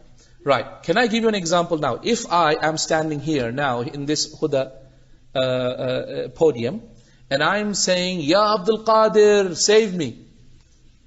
Have I committed shirk? Yes. In which types of tawheed have I committed shirk? Uluhiyya. Why? How is it uluhiyya, Hisham? Because I'm calling out to other than Allah in something that only Allah can do. Okay? Here I've committed shirk with Allah in uluhiyya, right? I've also committed shirk in Allah's names and attributes. How is that? Because I believe that Abdul Qadir can hear me. Yeah. Does that make sense? Because I'm calling Abdul Qadir thinking he can hear me even though he's somewhere in Persia, Iraq, even though of course they say he's here somewhere in Lahore. But the point is, I still believe that he can hear me even though he's part of the grave and a couple of 100 kilometers away. So I've given him the attribute of hearing as well. So when I've done that, I've given him the attribute of hearing, the attribute of calling, and the shirk in calling out to Allah Azza wa Jal. And also some scholars say you've also committed shirk in rububiyyah. Why? Because you believe He has the power to protect you and power to help you. And that power only belongs to Allah Azza wa Jal. The power rububiyyah of nourishing and looking after His creation. Does that make sense, everybody? That's why it is so shirk. It is so bad The aqidah of these sects today, calling on these saints, calling on these grave worships, it is so bad. It is all of the three types of shirk combined. All of them combined. Shirk in rububiyyah, shirk in uluhiyyah, shirk in asma sifat. How will Allah ever give victory to this ummah when you're making shirk so much? How many people in Pakistan are committing shirk today? Millions, huh? Would you say majority? Majority? Subhanallah. So much shirk. So much shirk. Ya salam. Ya ikhwati, and not only are people doing it, but even sometimes people upon tawheed commit shirk. Let me give you an example. The Prophet ﷺ told us not to say certain types of words. We end up saying certain things with our words. An example of what we say is, oh man, if it wasn't for the police, I would have been destroyed. We say what? That very doctor cured me. Sorry? That very doctor cured me. The doctor? The doctor cured me. The doctor cured me. Yeah, thank you doctor, you cured me. Okay, look, this is very important. Can we say, thank you doctor, you cured me? Yes and no. Let me explain. Let me explain. Yes and no. Both. It's yes, you can say it, and no, you can't say it. So let me explain how. Let me explain. Words that are ambiguous. Okay? So there are certain things which are not ambiguous at all. Like, if it wasn't for the police, I wouldn't exist on this dunya. That's obviously wrong. Would you agree? If it wasn't for my mom, I wouldn't exist in this dunya. That's obviously wrong. It's obviously Allah Azza wa Jalla who brought me into existence. Correct? So in those statements, it's shirk completely. It's wrong. Your wording is wrong. You should correct it. Okay? If it wasn't for the police, I would not exist. That's wrong because existence is to do with Allah's bringing into existence. Okay, everyone? Okay. But we have certain things the police can do, which is to save you, for example, from a robbery. Okay? So there's a robbery happening and the police goes there and saves you. Correct? Yes, it's Allah who saves you, but at the same time, saving from a robbery can happen. This is an ability Allah has given police. On the same way, medicine. Medicine, Allah has given medicine by Allah's power. Allah has allowed the medicine to fix that pain that you're having in the head. Okay? So when we say the Panadol fixed my headache, answer it's fine. It's okay. But a better way to say it is Alhamdulillah, thanks to the mercy of Allah, the Panadol helped my headache. Okay, so to always remember Allah in the same sentence. But if you wait to say the Panadol fixed my headache, it's okay. As long as you don't believe the Panadol did it by itself. If you believe the Panadol did it by itself, that's when you cannot say this word, it's shirk. Okay, but if you believe that the Panadol had the power from Allah to fix the headache because Allah gave it the ability to do so, then that is okay. That's why I said this statement is okay and not okay as well. It depends on what you believe behind it. Does that make sense? But a better way for people upon Tawheed is to say it in a different way. Had it not been for Allah and then the police, I would have died. Had it not been for Allah and then the doctor, I would have died from the heart attack. Does that make sense, everybody? Right. So remember, ya ikhwati, remember Tawheed al-Uluhiyyah, remember these important points. Inshallah, I'm going to finish in just a bit.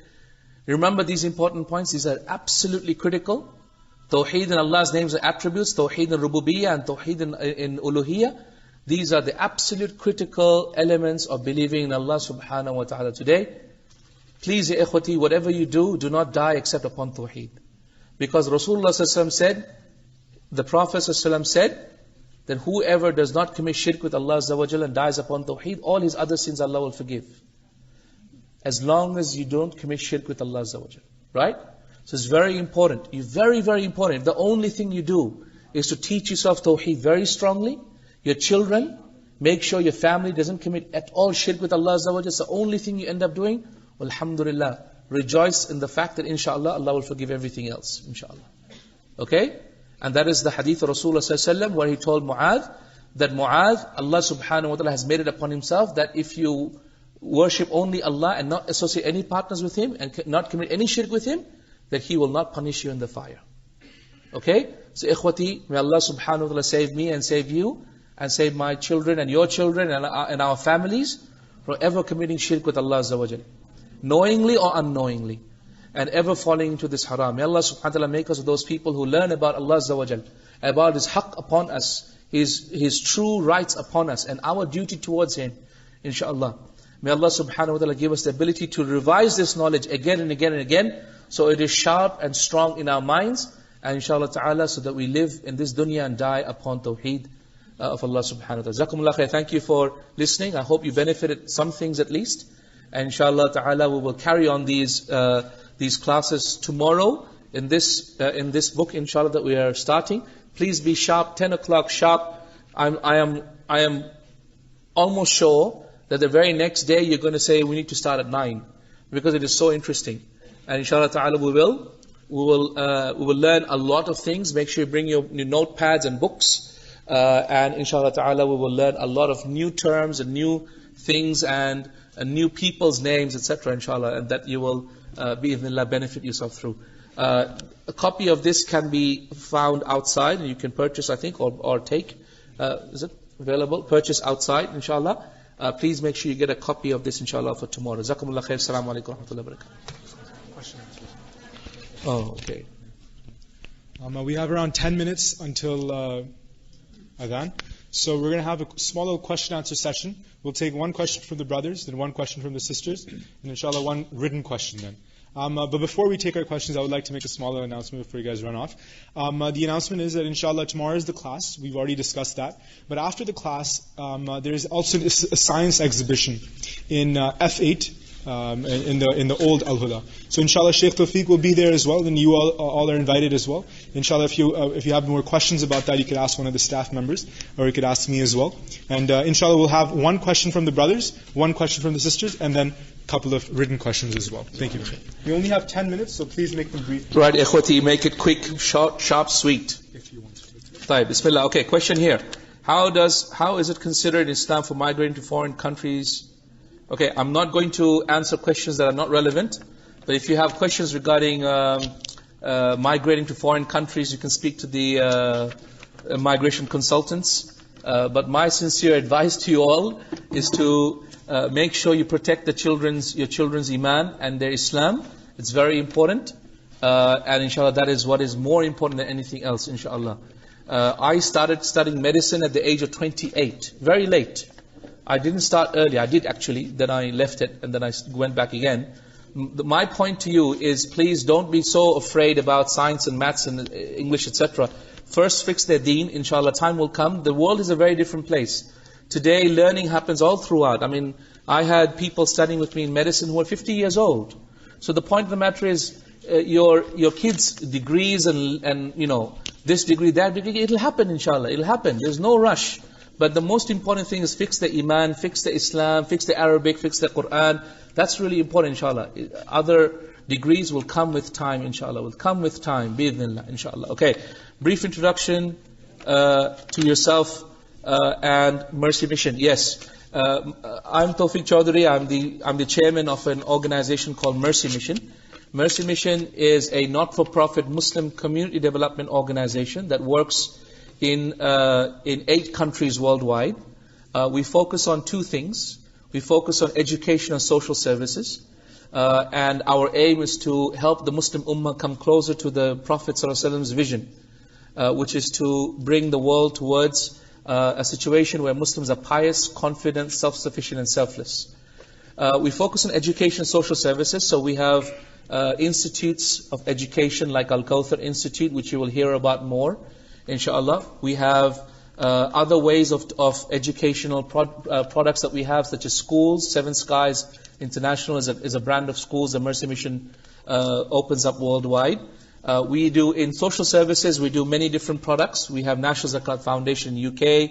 We do sister shelters across the world for looking after destitute women that are on the streets, or single sisters that are thrown out because they accepted Islam or becoming practicing.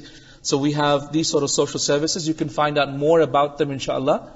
If you want to learn more about them, please go to mercymissionworld.org, mercymissionworld.org, or inshallah wait for my classes from tomorrow onwards. I'll speak more about some of the work that I do, inshallah ta'ala. And I hope, inshallah ta'ala, with the help of our mashayikh and our elders and our brothers and sisters here in Pakistan, to open up Mercy Mission and Al-Kawthar and other organizations here as well, inshallah. How can you be in contact with me? On Facebook is the easiest way. So you can search for the profile, Tawfique Chowdhury profile page on Facebook. Don't ask me too many questions, I just don't have the time. I apologize. But if you have something absolutely important, then ask me. One thing I do not deal with is family issues between husband and wife and divorce and all that. Please, no, I'm sorry, I've got no time for that.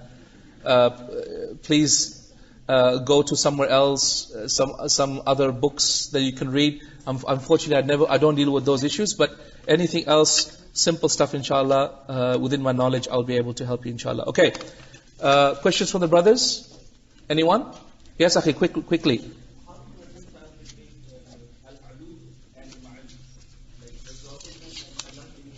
Okay, how do you join between ulu and ma'iyya?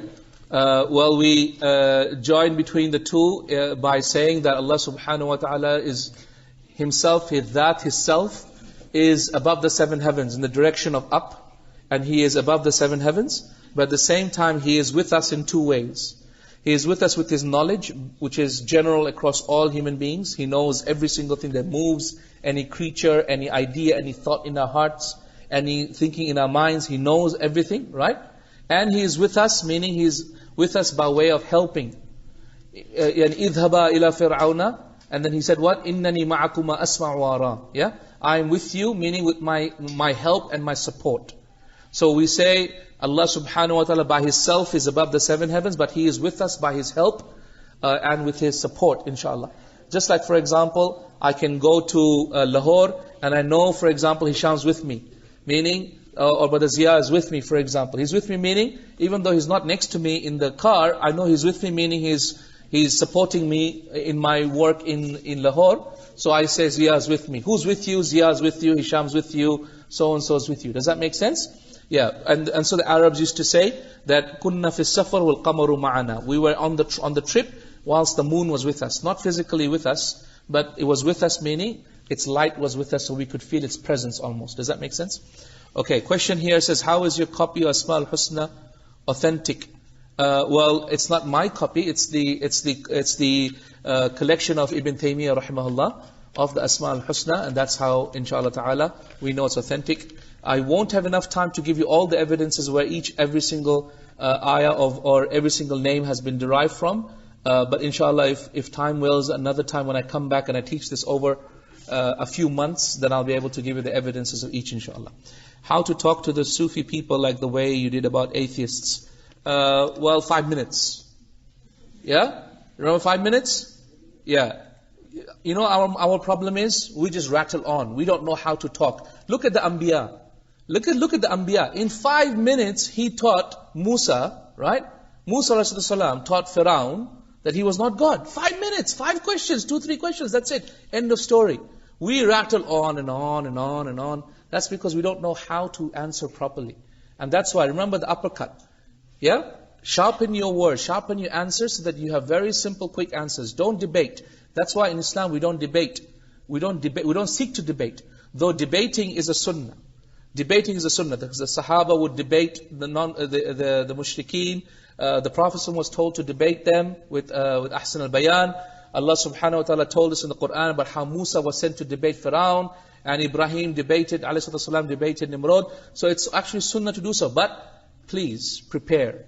It's all about the preparation. And it's quick, not 1 hour or rebuttals and this and that. That's not how things happen. If I believe in oneness of Allah, even then, is it important to know the reasons why to worship Him alone? Absolutely. Absolutely. Because you can fall into shirk without knowing. And that's why Ibn Abbas radiallahu anhu said, shirk is like a black ant on a black stone on a moonless night.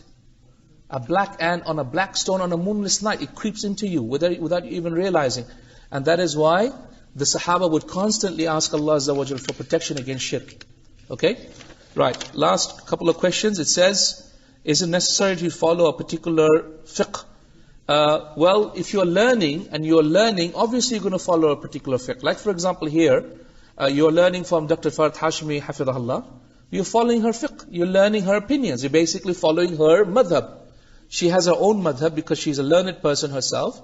So she has her own set of opinions, and you're learning. There is nothing wrong with that. You begin to learn that. Then later on, when you gain more knowledge, you might say, okay, Dr. Farhat Hashmi said this last time, but I believe this is stronger. She said, when I enter into masjid, I should not pray my tahiyyat al-masjid, but I believe I should pray tahiyyat al-masjid. Or she said, to pray it, but I believe it's stronger not to pray it. Does that make sense, everybody?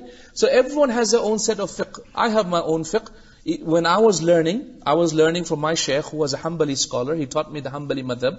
And I stuck to it for the first 2 or 3 years. Then when I began to learn more, and I started to learn Arabic, and I started to learn usul al-fiqh, and more hadith, and more Quran, that's when I slowly started to differ with him. My shaykh himself, he said when he studied with his own shaykh, he stuck to the opinions of his shaykh for a little while. About 4, 5, 6, 10 years. And then after that, when he started to learn more and more and more, that's when he differed with him, until he said, I differed with my shaykh almost 25 to 30% of what he said. Even now, I know when I studied with my shaykh, initially I completely agreed 100%. But then, by the end of my 6 years of Medina, after I studied with him for 4,000 or 5,000 hours at his feet, I perhaps differ with him on 25, 30% of what he said too. So it's normal. This is normal. Ya ikhwati. Do not become strict to the point of, Quran and Sunnah, right? Fiqh is not Quran and Sunnah. Fiqh is not Quran and Sunnah. Fiqh is our ability to try and deduce the ruling from the Quran and Sunnah. Right? It's an opinion. It's an opinion. Please do not consider it like Quran and Sunnah. Oh, Tawfique puts his hand here, and Dr. Farhat puts a hand there, and she raises a hand like that, and Tawfique raises like that. By the way, I don't raise it like that, but the whole point is, don't become like that. Have an open understanding and be mature about this. Become intelligent people, inshallah. Okay. It says here, why can't we say any name of Allah that He did not tell us? Like calling Him an engineer is wrong. But for explaining, can we say a great mathematician of this universe, and that is Allah? Well, ya ikhwati, the reason why we cannot say that about Allah is because Allah subhanahu wa ta'ala knows more about Himself than we do. Number 2, the knowledge of the names of Allah is a matter of the unseen. Number 3, Allah subhanahu wa ta'ala told us His names. He didn't leave it to us to decide. Number 4, He sent a prophet who also told us about His names. Does that make sense? So for all of these reasons, because it's unseen, Allah knows more about Himself than we do. He sent a prophet who told us about His names. He told us about His names in the Quran. Then why should we come up with our own names? Does that make sense, everybody? There's no need for us to come up with our own names. How can we have indulged Iman at its best level ourselves? As I often think that we're Muslims, that we should believe in Allah, but what's the reason behind this, that we don't know what actual belief is? The reason why we don't know what belief is because we don't gain knowledge. Can I remind everyone something very important before they leave today? And that is the following. Remember this, ikhwati. Ignorance will not save you from Jahannam. Let me say it again. Ignorance will not save you from Jahannam. Let me say it again. Ignorance will not save you from Jahannam. Who said this? Ibn Taymiyyah said this. What do you mean, ignorance will not save from Jahannam? I thought ignorance means you don't have a sin. Yes, you're right. But imagine this. You will come on the day of judgment and say, oh Allah, for 70 years I didn't know. Oh Allah will say, you didn't do this, you didn't do that, you didn't pray your zakat on this wealth, and you didn't do hajj at that time, and you didn't do this. You will say, oh Allah, I didn't know. So Allah is going to tell you, for 70 years you didn't know? For 70 years, I didn't give you English knowledge, and I didn't give you money, I didn't give you time to go to that particular sheikh who was just down the road, and you could sit with that person and study. 70 years you had no time, you had no money, you had no ability, no health. You can't say that. You can say, okay, right now, I didn't know that was haram, I didn't know alcohol was haram, so I drank alcohol. Okay, fine. In that case, you are not sinful because you didn't know, right? She drank alcohol because she didn't know alcohol was haram. That for one instant. But for 70 years, you didn't know alcohol is haram? Are you going to come on the day of judgment and say, Ya Rab, I never knew alcohol is haram for 70 years?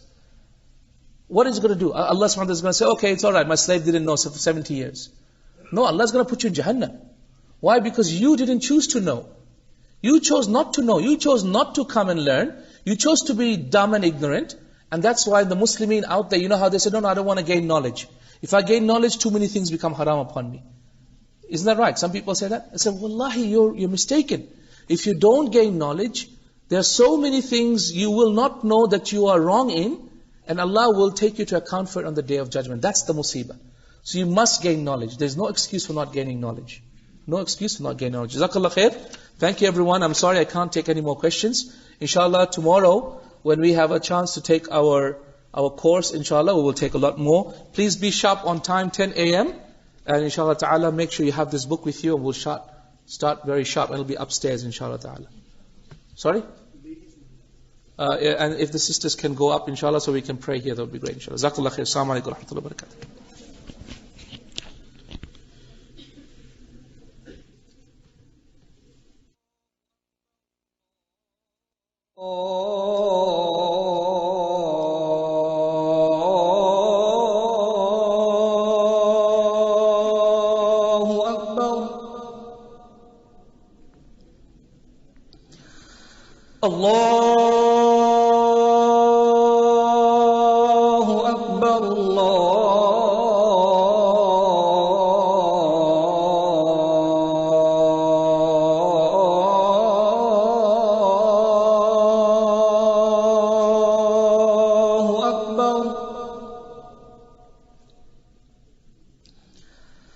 أشهد أن لا إله إلا الله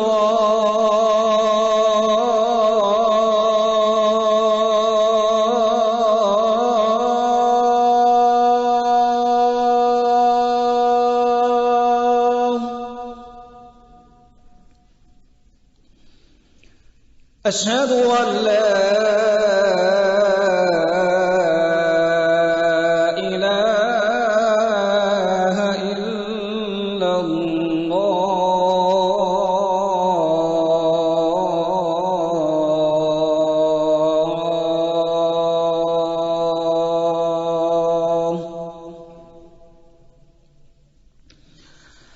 أشهد أن محمدًا رسول الله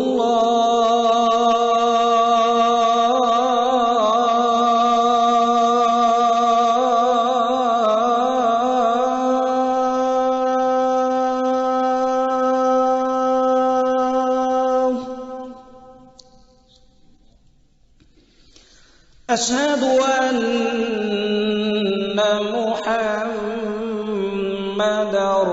رسول الله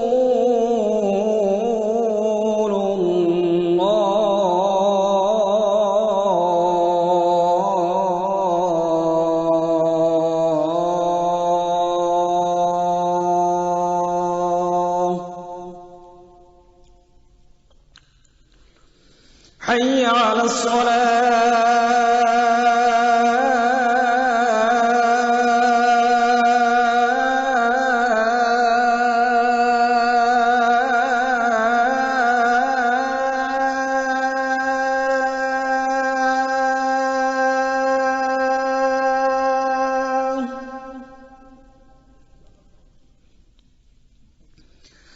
حي على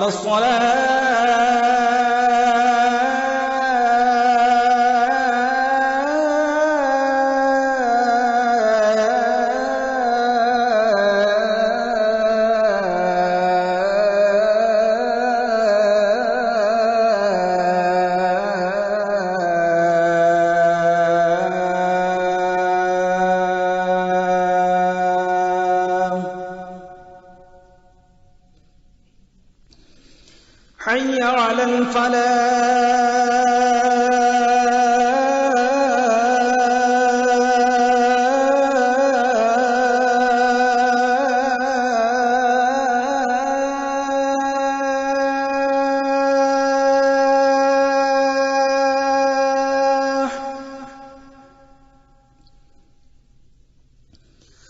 حي على الفلاح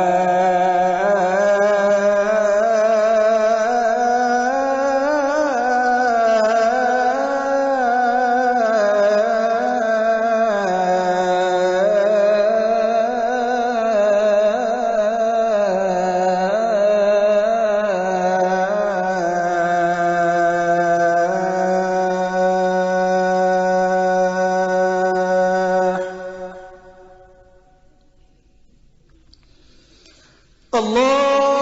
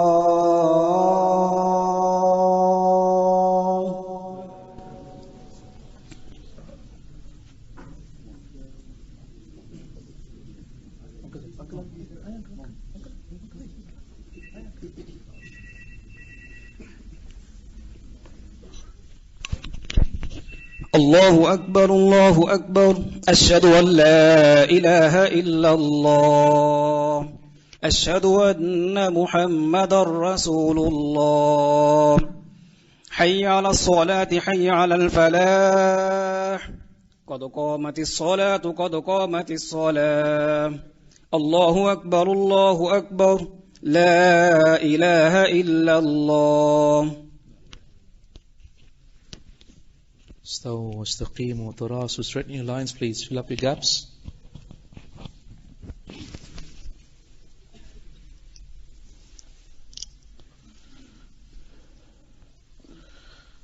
الله أكبر. سبحان الله.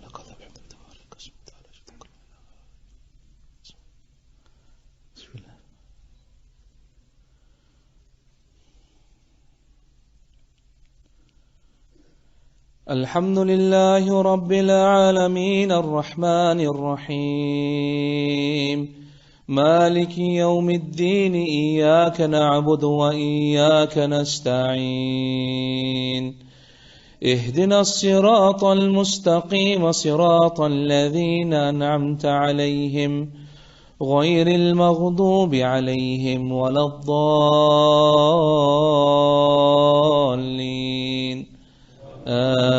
آمين.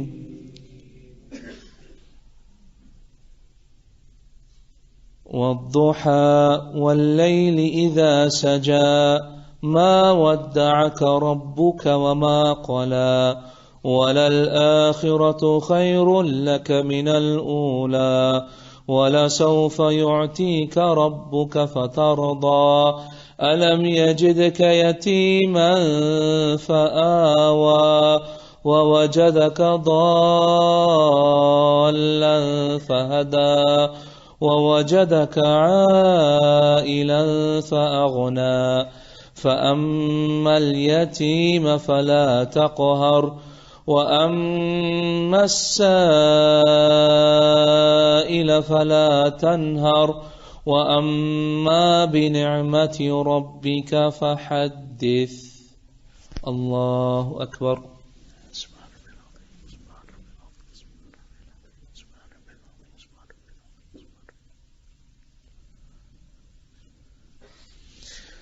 سمع الله لمن حمده. ربنا ولك الحمد.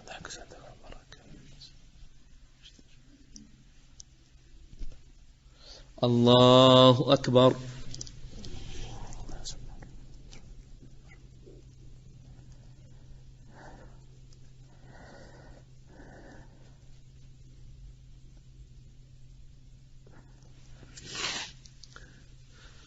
الله أكبر.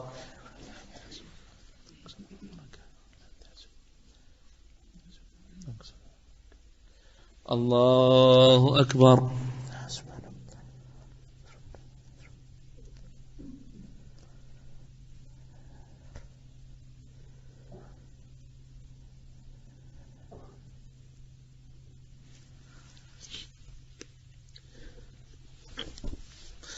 الله أكبر. بسم الله. الحمد لله رب العالمين الرحمن الرحيم مالك يوم الدين إياك نعبد وإياك نستعين اهدنا الصراط المستقيم صراط الذين أنعمت عليهم غير المغضوب عليهم ولا الضالين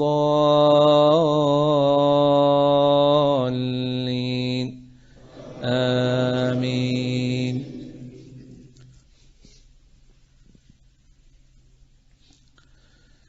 قل يا أيها الكافرون لا أعبد ما تعبدون ولا أنتم عابدون ما أعبد ولا أنا عابد ما عبدتم ولا أنتم عابدون ما أعبد لكم دينكم ولي دين. الله أكبر.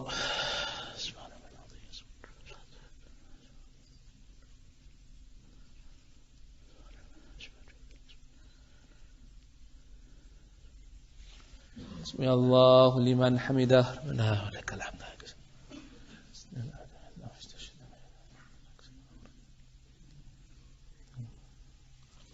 الله أكبر.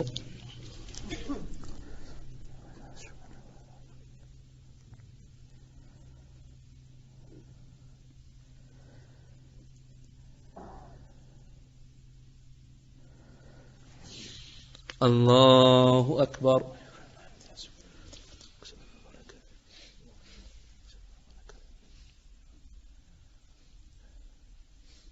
الله أكبر.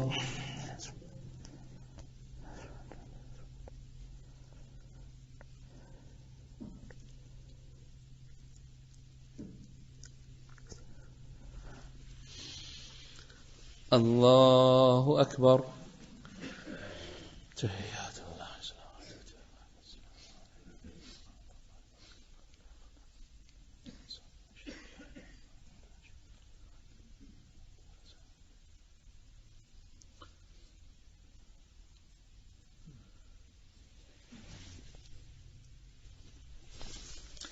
الله أكبر. بسم الله.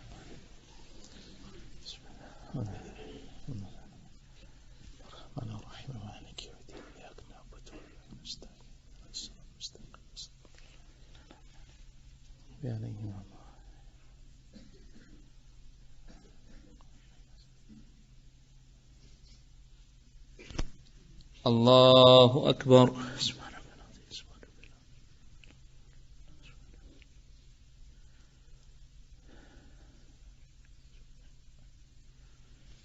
سمع الله لمن حمده.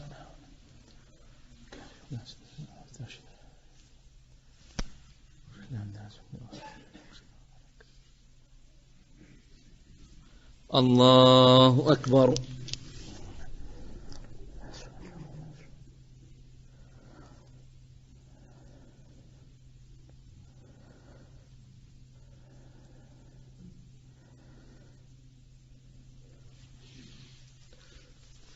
الله أكبر.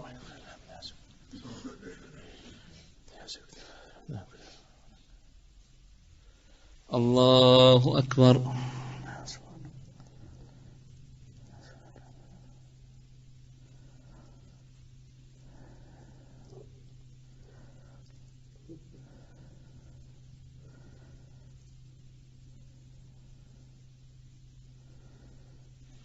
الله أكبر. تحيات الله والصلوات والطيبات والسلام.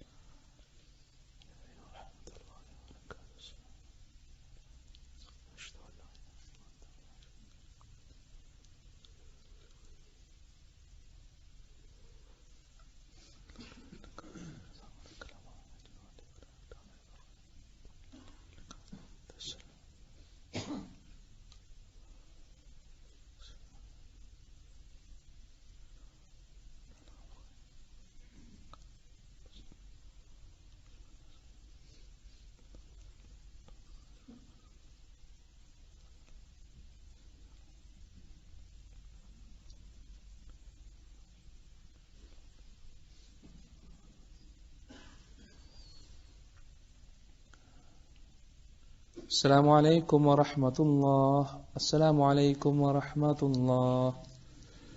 استغفر الله.